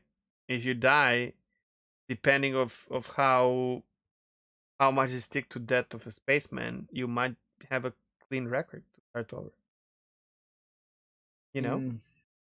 Maybe, but I'm pretty sure that like listen, here's the thing. Because then that's actually a solution. I never thought about this, but because then if you did good, you can pull it up and say this is me.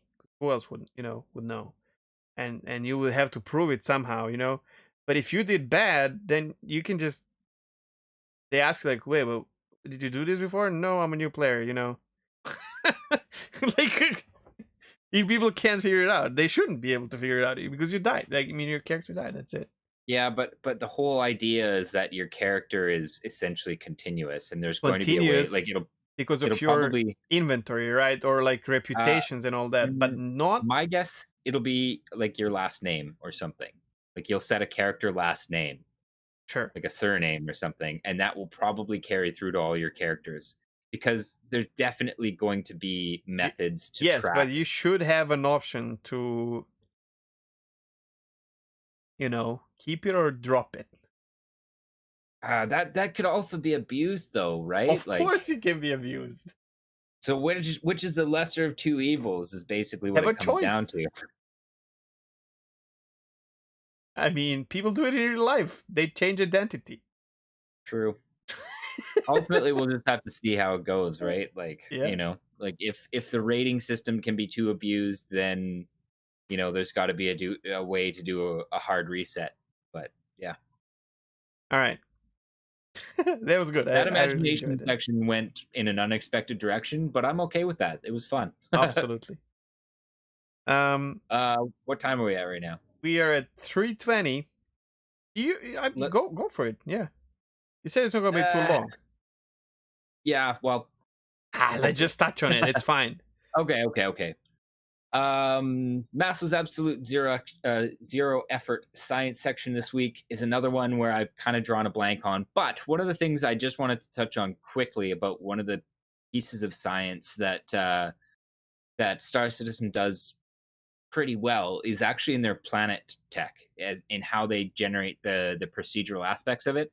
Um, this is really evident in places like Daymar and also in Microtech, because when they're programming in, and this is also probably going to change too, because something that isn't really mentioned in any of the planet tech as well is volcanism, as in like how tectonically active a planet is, which really does have a big bearing on like, does a planet have mountains, for example? You kind of need tectonic plates at some point to have a mountain, because two plates have to smash into each other and form one. But you can have a planet without mountains?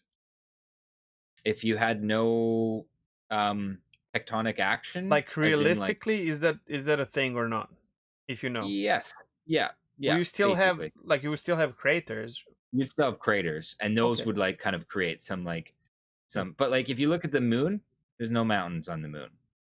I don't know. From There's a bunch of this craters, distance, it doesn't look like. But then, if you but look like it's at a the Earth from the moon, you don't really see the mountains. no, but the Earth has mountains, and the reason Yes, it has the mountains is because I know. I tectonic know. plates are moving around and Yeah, I know. I smashing. know. Tectonic So, plates. Yeah. so that's something that isn't incorporated in Planet Tech yet, but I think we'll see it when we see Pyro, because they've mentioned that they needed the ability to do like lava and stuff like that before they could do some of the planets in Pyro. But the thing that they do well is in the Planet Tech generation that we have right now, there are a bunch of different like attributes that determine how that planet is generated, and that is like humidity levels, so the amount of water, the liquid water that's present on the Which is zero on most of the things yeah, well, because we don't have rivers yet. yeah, okay, but like I'm but they kidding. I'm kidding. still it still sculpts the geographical features kind of Okay. based on the uh you know precipitation levels and stuff like that. So you'll end up like, if you look around on Microtech, you'll see that there are places where they're like where things look like they are sculpted kind of more by water. And then the other attribute, I think there's a few attributes, but is also just the temperature as well, kind of. And it's a combination of those two kind of forces which generate a lot of the geographical features. And I'm a nerd, and when I'm flying around on down to planets and stuff like that, it's something that I'm definitely noticing. Like you come down to Daymar and you see these like fantastic rock formations and stuff like that. And after watching the videos on like Planet Tech, actually that's something I could provide a link for. Maybe I'll do that. I'll try to find a link for the videos where they talk about this Planet Tech. So that hopefully, if I can find it, will be down in the description below. And they really go into depth about like how this actually sculpts the planet. And for me, it's super cool to fly down to a planet, see these geographical features, and know that it is like procedurally simulated based off of these aspects that do shape geography in real life. I did I'm not just know gonna put a that. reminder so I don't forget. I did not know that. But then I think maybe it's enough. I don't know if like it would be enough for us to have something like that in the lore as like an explanation, and them to make it to look as it it's been made like that, and not really procedurally generating with like tectonic plates and whatnot. Like how much? Yeah, no, Like you need to gamify this, otherwise, totally. right? Well, and essentially they have, because like you said, there are no rivers in Star Citizen Yeah. yet, and yet the procedural planet generation has generated features as if it did have those sorts of features. So like the tectonic plates and mountain ranges and stuff like that will absolutely be gamified, but it'll be done if they keep with this same trend anyways, it'll be done in such a way that You would feel like that's how yes, it's you'd done, feel right? like there actually were, because honestly, the scale of the game is not long enough that you would ever notice if the tectonic plates were actually real. You know what I mean? Because like those sorts of movements happen on a scale of like hundreds of thousands or millions or billions of years. So yeah, like no sense in like really doing it, but like it does paint the planet in a certain way, right? Yeah, for sure. And it may actually, especially if they do end up adding volcanism as like a factor in these procedural tech planets, it could also affect things like weather, insofar as like volcanic eruptions might be something that happens on these planets. You know what I mean? And that from the technology that I've seen, them built in, like would absolutely fit with kind of the tool that they're building out. I really don't even think it would be that challenging to add it to the suite of tools that they even have right now. Yeah, might be already part of it. Yeah. I mean, to me, this reminds me of and I don't know how this is done. I don't pay enough attention if they even explain it, but like storms, like snowstorms on Microtech, I wonder if that's actual wind circulation around the planet or not. Which I think it is, right? I think it is actually, or if not, then it is something that is like they are events that are calculated based off of based off of the terrain, off of the, like I said, humidity, temperature, stuff like that. So yeah, for sure, because like for sure terrain, because you have snowy and non-snowy areas on Microtech, and you will never have a snowstorm in an area that doesn't have snow. Yeah, for example, like it never happens. Spend too much time on Microtech. I don't spend enough time on Microtech. I do. I was doing mining, like even rock mining on Microtech.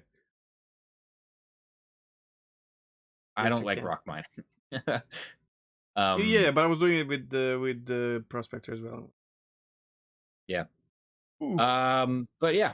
Sorry. I hope that that's fine. I just I hope that we see more of that. Like they say that Planetech V4 is as far as they're taking it, but I wouldn't be surprised. I don't believe in that shit. I don't know. Well, again, like I think they'll add stuff to it, and it'll still be Planetech V4. Like V4.27. Totally, yeah. Especially now because with like a whole studio designated to like just improving planets, right? So yeah, 100%. Like there's like, I mean, rivers. That's something that needs to be added to Planetech because they obviously cannot be expected to design in every river on every fucking planet. No. You know what I mean? Across huge planets, like it just wouldn't make sense. So like they've got to build that in. They've said that they have to build lava and stuff like that in. We need more. We need more canyons like the one on Hearst that is now fixed. Yeah. By the way. Well, frankly, we just need more. Like, have you noticed that like it's very difficult to find like extreme terrain, like really really high mountains, really really steep cliffs and stuff like that? On Hurston, yes. But Daymar, like you have like really amazing canyons, especially there's one mission. There's one mission where you like whatever find the crew of a caterpillar. There's a caterpillar laying in between two canyons, and then if you look like around a little bit, and I've been here many times because I specifically look for this mission because holy shit, those canyons are fucking amazing, obviously touched. And there are some mountains like nearby that I was trying to climb up on, and these are massive. Like so big that if I climb on top of one, I only see the ship name. I don't see the ship anymore. Okay. So, and it took me. There's one on Hurston as well that I found near the ocean, very far away from anything, where I parked my ship by the ocean and I climbed the mountain and I couldn't see the ship anymore. Like I can see the name, it's visual, but it's so small that I can't fucking see it anymore. Right. But there are some. Basically there are. I just want more. Like I want like deeper canyons. I want like steeper cliffs. And I know that for a while they couldn't do this just because it was they said it was like the textures were fucked up when they would do it. So like, you know, if you had a sheer wall, it would end up with just basically the ground texture looking very stretched. So but there's that happens as well. Especially like if you're climbing one of these, there's gonna be some rocks that are like chopped off at the bottom and like yeah, it does happen. But so clearly they're gonna need to work on that, which again will be something else that we see kind of coming as probably additions to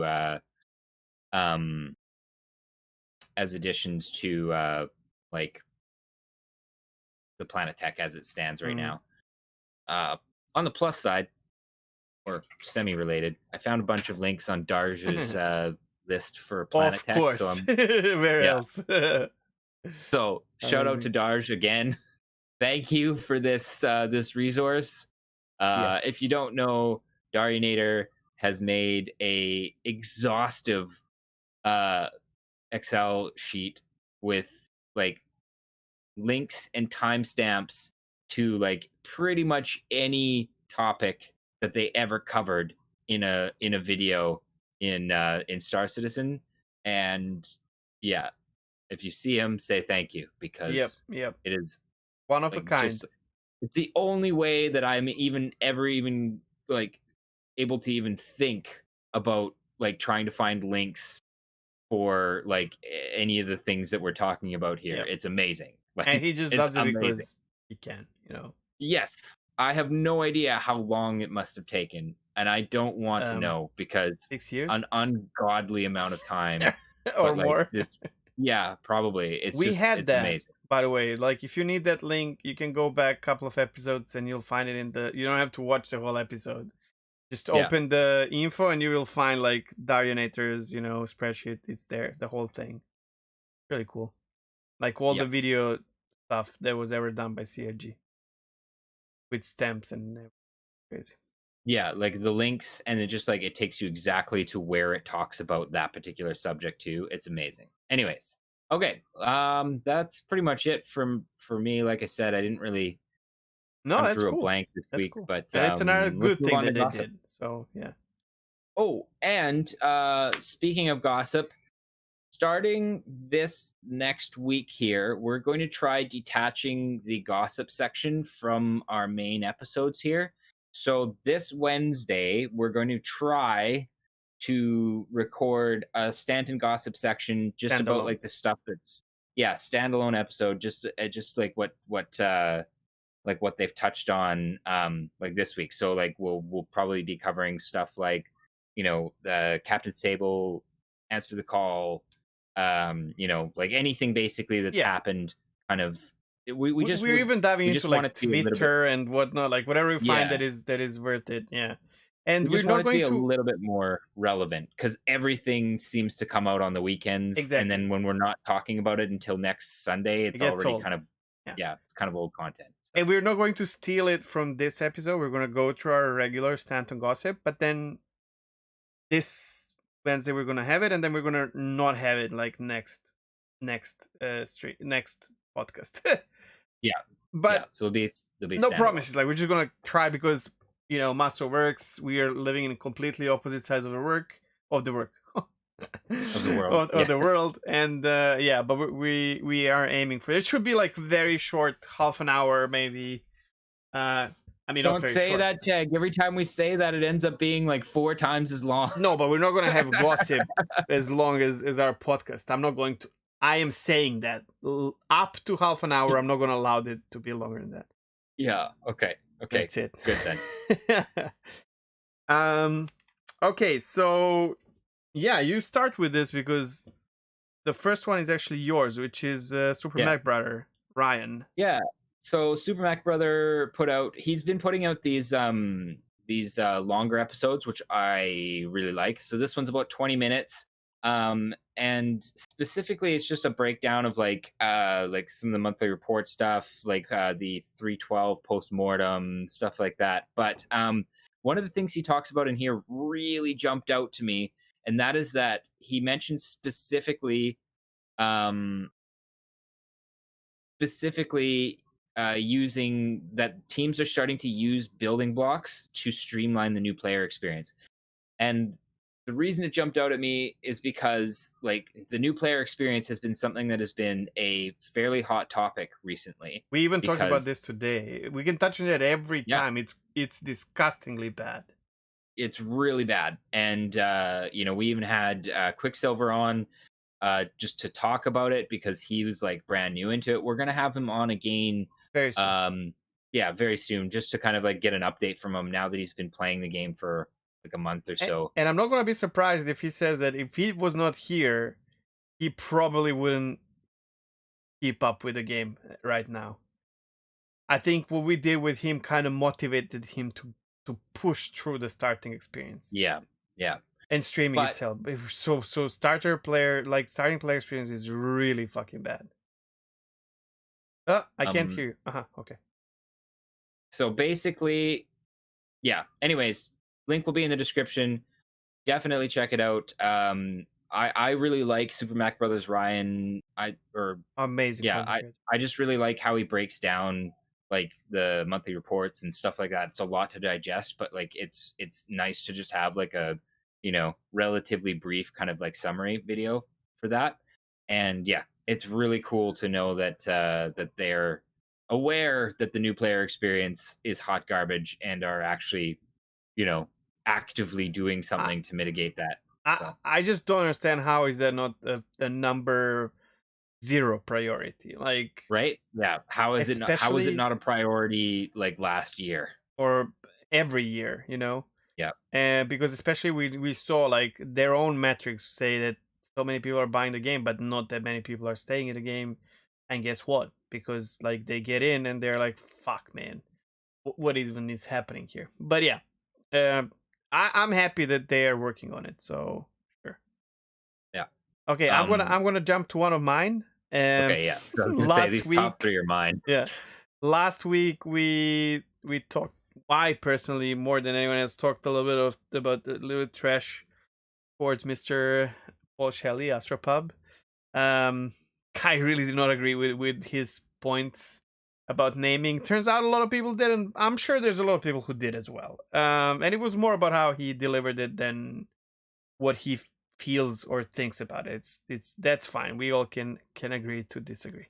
However, he did one of his things that he does quite often because he's very much into smuggling, and he made his new smuggling guide for a new player, which is definitely better player experience than doing packages. However, before he made it, he talked about it, and I tested it before he made this video, and I was like, that's not gonna work. And he made it work, but even he says in his video that it's not anywhere near where it was. However, he did bring something up that I have to test, and it kind of was like new information to me, that missions that you get as a smuggler, as like Dark Side of the Law player, exponentially give you more and more money. So to a point where I didn't know that. Yeah. If you do like bad missions with like drugs and whatnot, and you get to a point where it's kind of worth risking to get caught and end up in jail, because you get, especially for a new player, you get more than what you would get for like delivery missions. I really wish this leads to, in the next patch, please CIG, delivery missions have progression as well, where we start with this shit that we have now, and we end up delivering missions on the rooftops for the more money. Thank you. Oh, the cats are attacking. Somebody's like slammed into my office door. No, I closed the door this time because I didn't want to. You want to check? You want to check what's happening? No, it's fine. Okay. All right, go for your next one. My next one it's a quick one. We'll have a link in here because it's just a Twitter where somebody has started wearing the Vanduul mask and like RPing as a Vanduul, and it's just like a ridiculous Twitter of like him doing things like from the perspective, like making Twitter posts and pictures and stuff like that from the perspective of Vanduul. So he's like human mating rituals. Yeah. And I don't know. I just saw it and I was just like, ha! It's funny. It is funny. It's hilarious. And it's like Twitter, and it's like a weird like Vanduul sounding name, like Raklach or something like that. That sounds more like Klingon, but sure. Yeah, I don't know. It does sound like Klingon, sure. But I just thought it was hilarious, and I was like, "Ha! I'm putting that in the gossip section." That is cool. It's cool. I actually saw some of these because I'm very active on Twitter, so I saw them before you posted it, and when I saw it, I was like, "Oh shit! I know this guy." Yeah, super cool. He always flies around in the Vanduul ships and stuff like that too. It's fun. It's funny. I liked it. Check it out, like daily dose of funny, funny stuff on Twitter. Why not? My next one is a big one. This breaks my heart, but I have to do it. So preface. You guys know I love Morphologist. He's an amazing, if not the top content creator of Star Citizen. And sometimes I would just not like what he does. And here's why. So let's put it first, like what we're talking about. So his newest video that came out the same day we're recording, which is Sunday, is called Linus is a Troll. And if you can help me out a little bit with this, he made a video, a half an hour long video of just a gameplay of him. And can you just explain who these guys are? Okay, so Linus Tech Tips and Linus Media Group is a really big computer hardware and tech focused YouTube channel. I think they've got like, I don't know, almost 4 million subs on their main channel or something like that. Yeah, really big. And yeah, so apparently Riley, who is one of their hosts of a subsidiary channel called TechLinked, I believe. Yeah, TechLinked. He, frankly, a bunch of the different LTT people have occasionally memed on Star Citizen, like the whole, like, lol, expensive ships, blah, blah, blah, blah, blah. They've never really, like, at least that I know, they've never done, like, a full-on, like, video about, like, how Star Citizen is shit. They just kind of, like, meme on it every now and then, which, fair enough. You know what? Like, most of the stuff they say is legit. Yeah. But, yeah, so now apparently what happened is Riley from TechLinked said, okay, I want to give Star Citizen a try. Who can help me out with this kind of a thing? And they stumbled Morph on reached out. Morph, or he reached out to them. Which I think they said Morph said, hey, sure, I'm Morph. Here's my shit. He contacted them because they asked for it, kind of. And Morph is big enough on YouTube for them to, like, trust him and whatnot. I'm sure they checked his videos, and who wouldn't work with Morph? Like, he's totally. So here's what happened when I gotta explain this. I consume a lot of YouTube, and I go back to channels that I value a lot, and doing that I have certain expectations for quality, vibe that comes from it, how the host does things. And when I go to Morphologist, I expect very, very calming vibes, a lot of proper information, and very good video editing. Well, here editing is not even important, and there are some videos where that doesn't really matter because it's something else is a thing. Well, yeah, like it's this not bad, is by the way, but it's it's just a gameplay. Stream. Yeah, it's a stream edited basically. It's into edited video stream format. exactly. So that's not there, but that does not bother me at all. That's fine, perfectly fine. The problem that I had is It was very hectic. A lot of yelling and screaming, which I just, is when you click on that channel, I don't expect that. So that was kind of bothering me. Keep in mind, I don't know anything about these guys, so that probably did not help. But also, it hurts me to say it, and I mentioned this like textual in my Discord. I was not going around publicly shaming Morph for anything. I was like, it felt a little bit like he's overwhelmed by the importance of the channel, or guys that he's playing with, kind of being like very excited young person meeting, I don't know, if you like basketball, like meeting Michael Jordan, something like that. And overly excited, which really translated in his voice. Now this is very strange because Morph is a big guy in Star Citizen community, and just oh my, the camera just stopped in the most amazing face that you could have had. We're ignoring that. I know what the problem is, but I can't. That's fine. That's fine. Now, okay. It's just funny for me to see it. And I don't know, man. It was hard for me to watch it and listen to it, so I did not even watch the whole thing. So that's my personal disappointment. I don't think Morph will lose from what he did.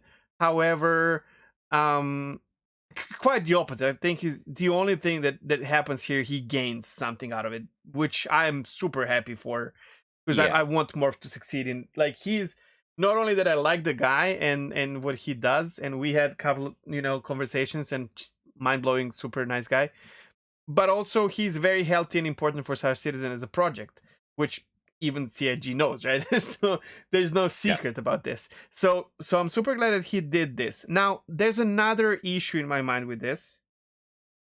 Do you want to touch on what I've said before we get to another side? Yeah. Well, first of all, like, I'm not sure how related this is to any of your like upcoming topics, but like, I'm not surprised that he jumped at this, because like Linus Tech Tips is like a fucking huge audience. But from what I heard, I got a little bit of that, like he was trying really hard to like make like a janky system or a janky game, like put the best foot forward kind of a thing, and make everything exciting and stuff like that, when like like it did not really work out. and it's rough.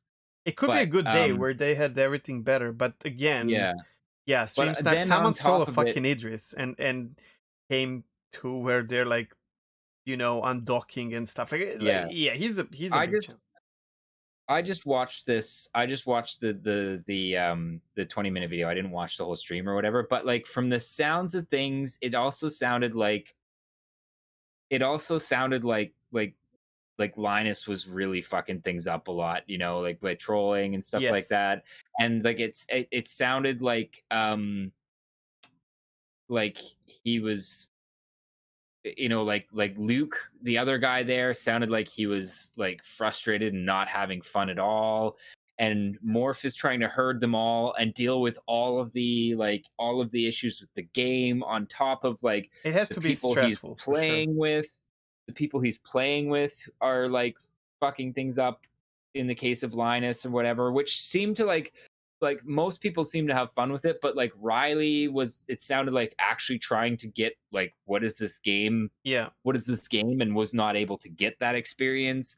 And like, and then on top of it, like, like stream sniping and all this shit, like, I don't know. It seemed kind of rough, and I don't know what is going to happen as far as like, if Riley wanted to make a video or whatever. Like, I don't know.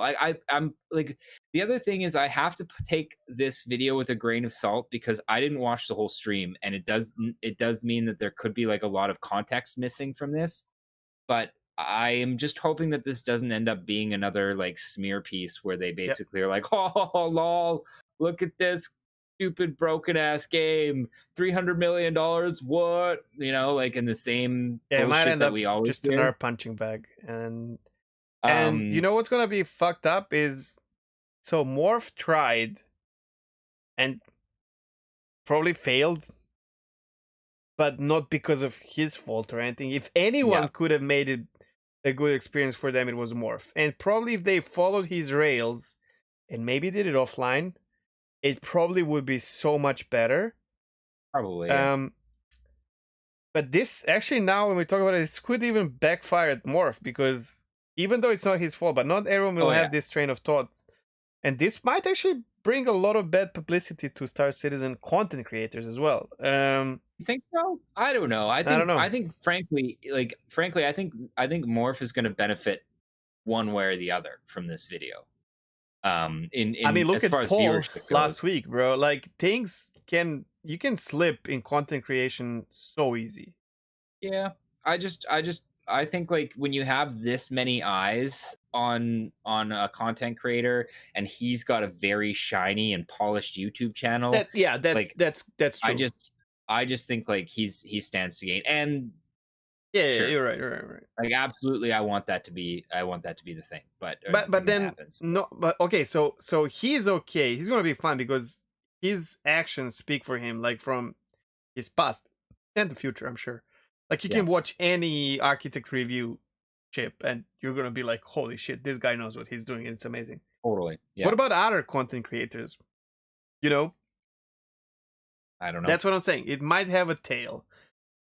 However, the only other thing that I wanted to add to that is that if the rumors are true, and I haven't tried to verify this very hard yet, but what I heard is that after this stream, Linus contacted CIG directly and asked to do a video with CIG.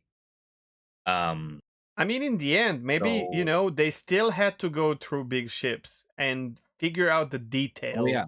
And they were trolling and whatnot, but in the end, Carrick is fucking impressive. You know what I mean? Like, well, a lot of it was impressive. Like, you heard Riley, like when Morph landed the Carrick in front of his rover, he was just like, "Whoa!" Yeah, you know, like, that's cool. And then the ramp comes down or whatever, and like, so like, I don't know. I'm hoping the results are positive and that they did legitimately have a good time. You know what I'm hoping? I hope they had some time before and after stream, off stream, to talk to Morph. Yeah. Because Morph, if anyone, Morph can keep them under control in a way, you know, and give them what they actually are looking for. Because Morph is not a white knight. Let's just put that out there. No, I agree. So he's not shy about saying bad things about Star Citizen. And when you accept bad things in the eyes of these guys who are, you know, big thing on YouTube, then they can have more trust in you telling them the good side of the game as well. If you're not like overprotecting it for no reason, because obviously there's things that you can't protect, but people do try. I mean, I don't want to go with names, but we can name certainly a couple of names who would. Well, you know what?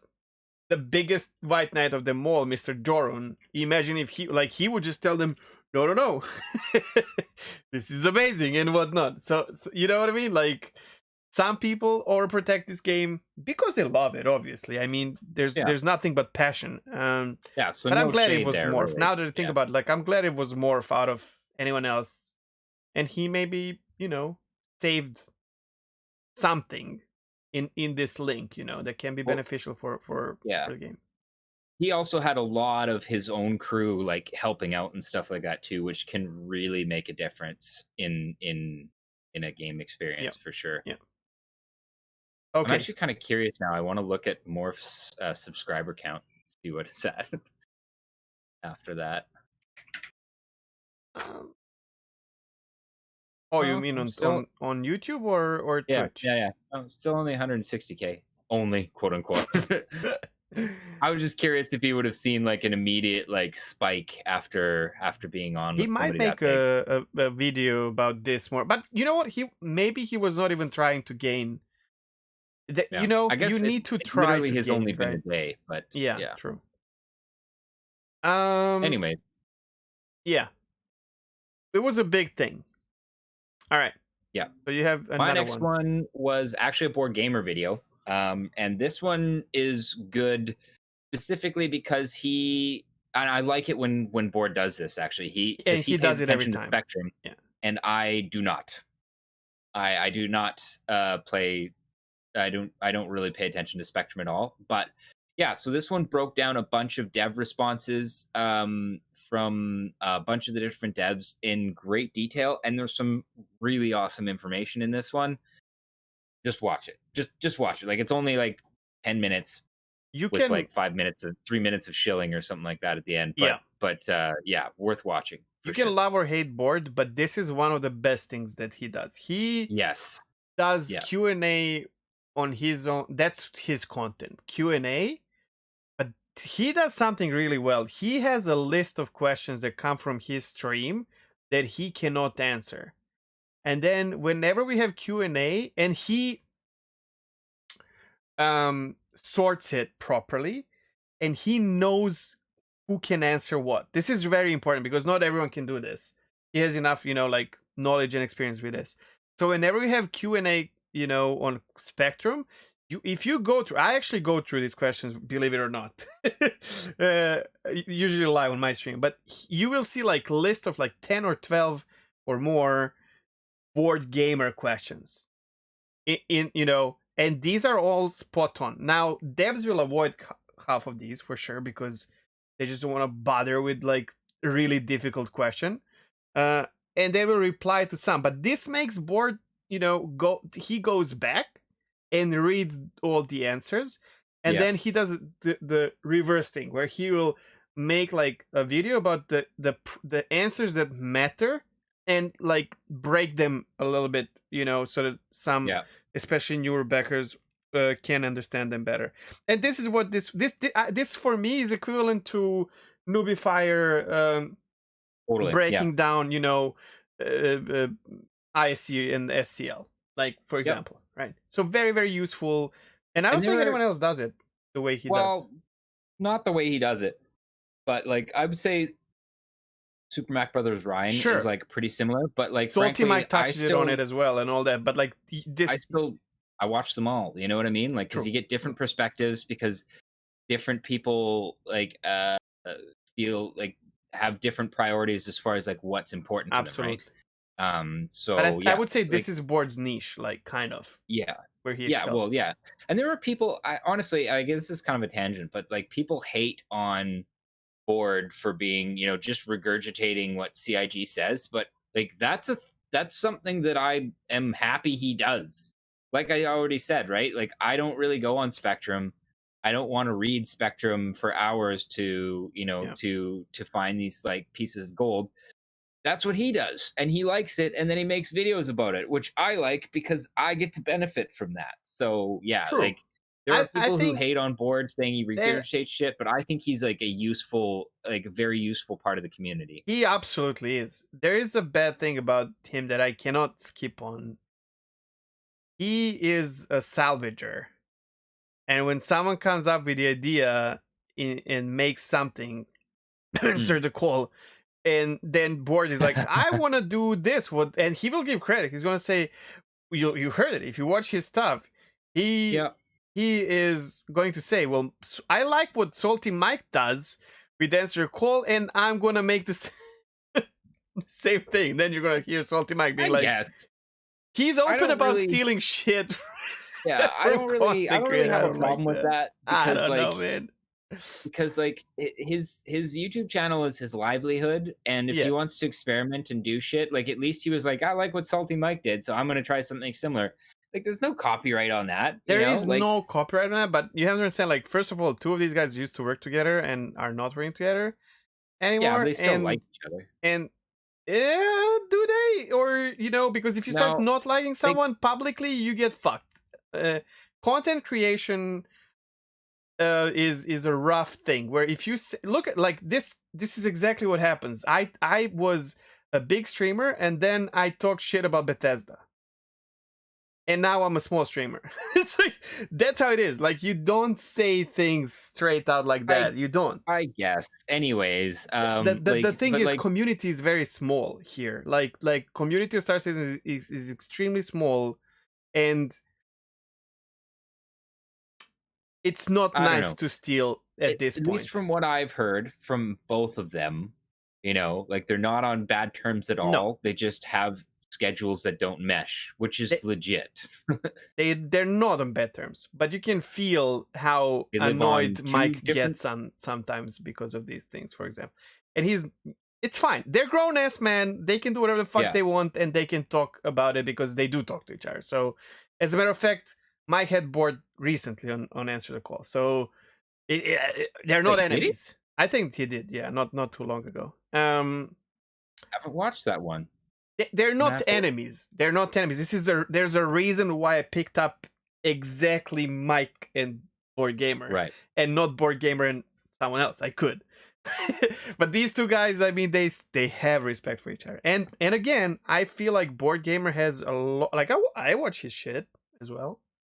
He's a very valuable, not only source of information, but like, as we say, he brings boys to the yard. You know, he does. He certainly does.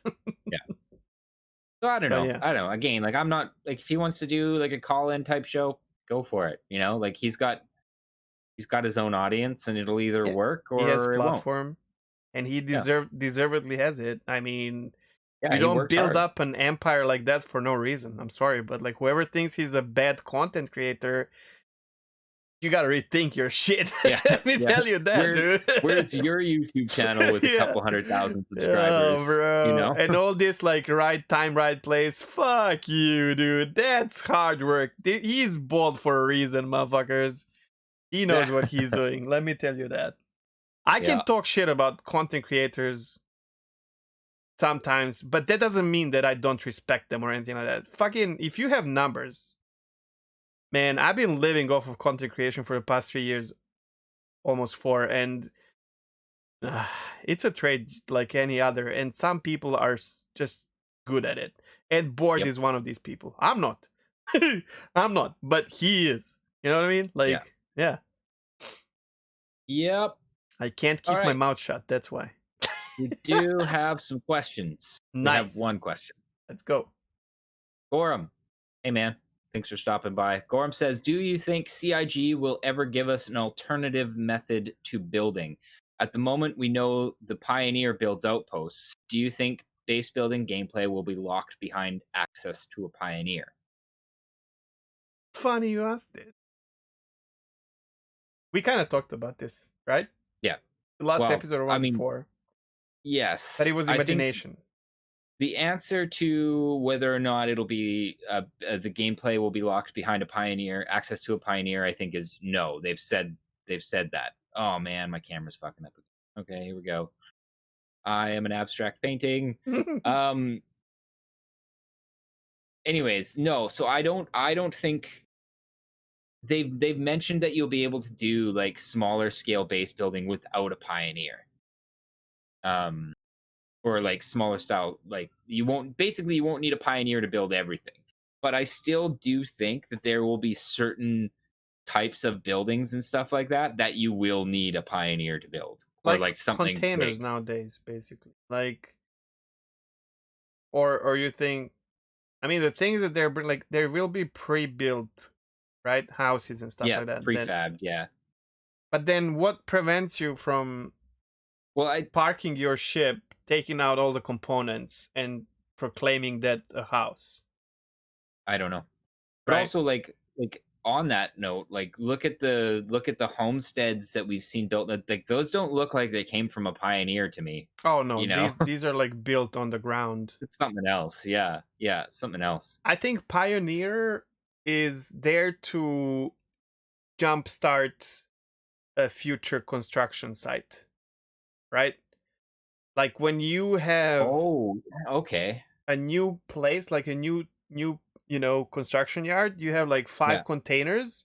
Where I have them in front of my house right now, like shipping containers that are just made into houses, right? Or like whatever.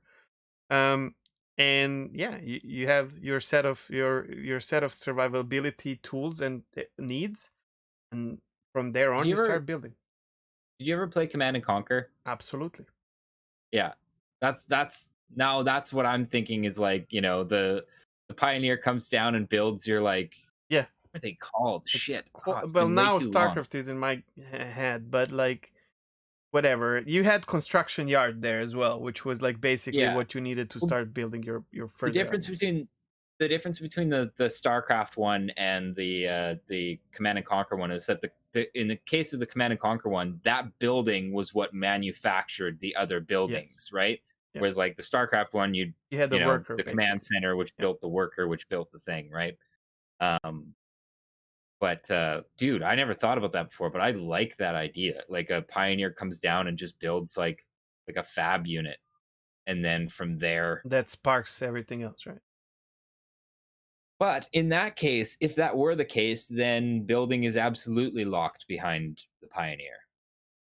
Not necessarily. Depending of like what you want to build. Like I've said, that would mean that you don't necessarily need that if you're willing to, for example, sacrifice your Starfarer that is old and rugged, and you can park it there and then start from there. Like, what are you going to, you know?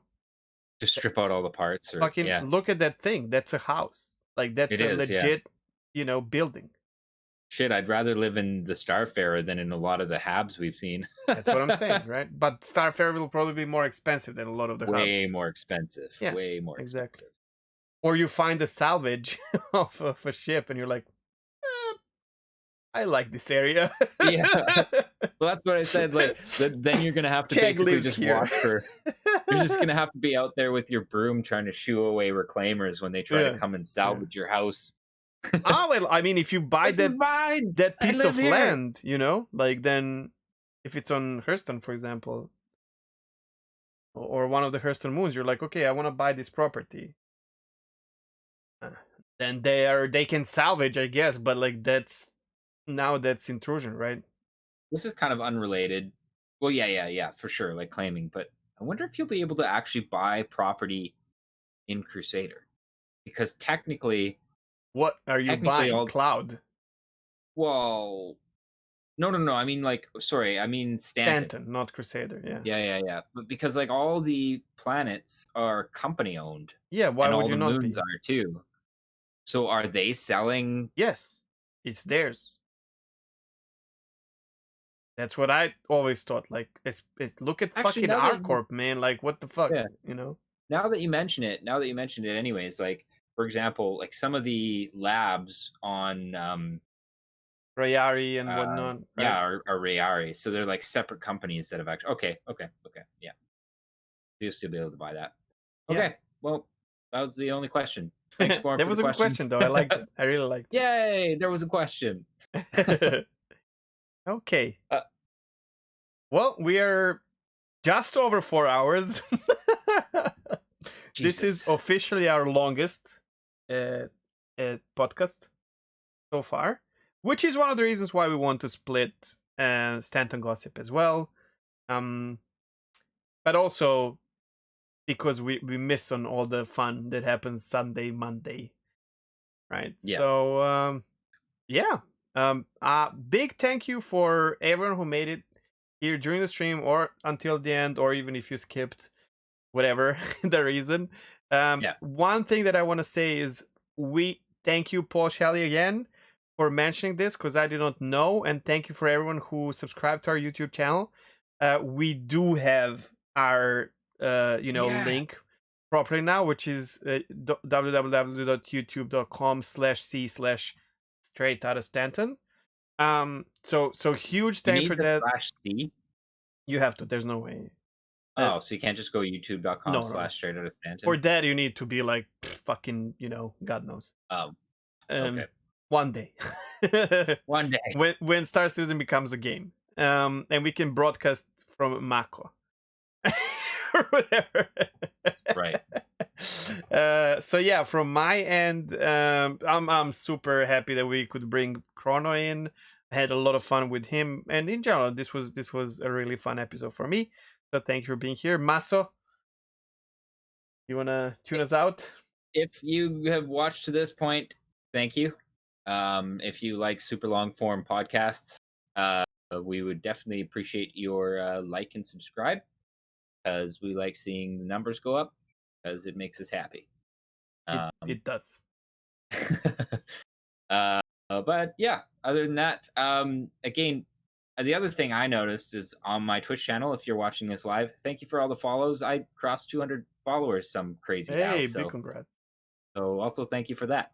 But and, yeah, and you got a really important follow as well by Mr. Xylo. Oh yeah, that's right. Xylo followed me randomly. So that's cool. I don't think that was random. I don't know if you got to this point in the podcast or if you do watch podcasts, but you're here. It's really nice when you guys do this. It makes people very happy, and your follow means more than, well, you probably know. Xylo streams as well. Super nice guy. But yeah. All right. Well, thanks for being here. Have a great rest of your day. Get ready for the working week. Stay safe, stay healthy, and we'll see you maybe Wednesday. And if not, then next week. Same time, same place. Bye-bye. Bye.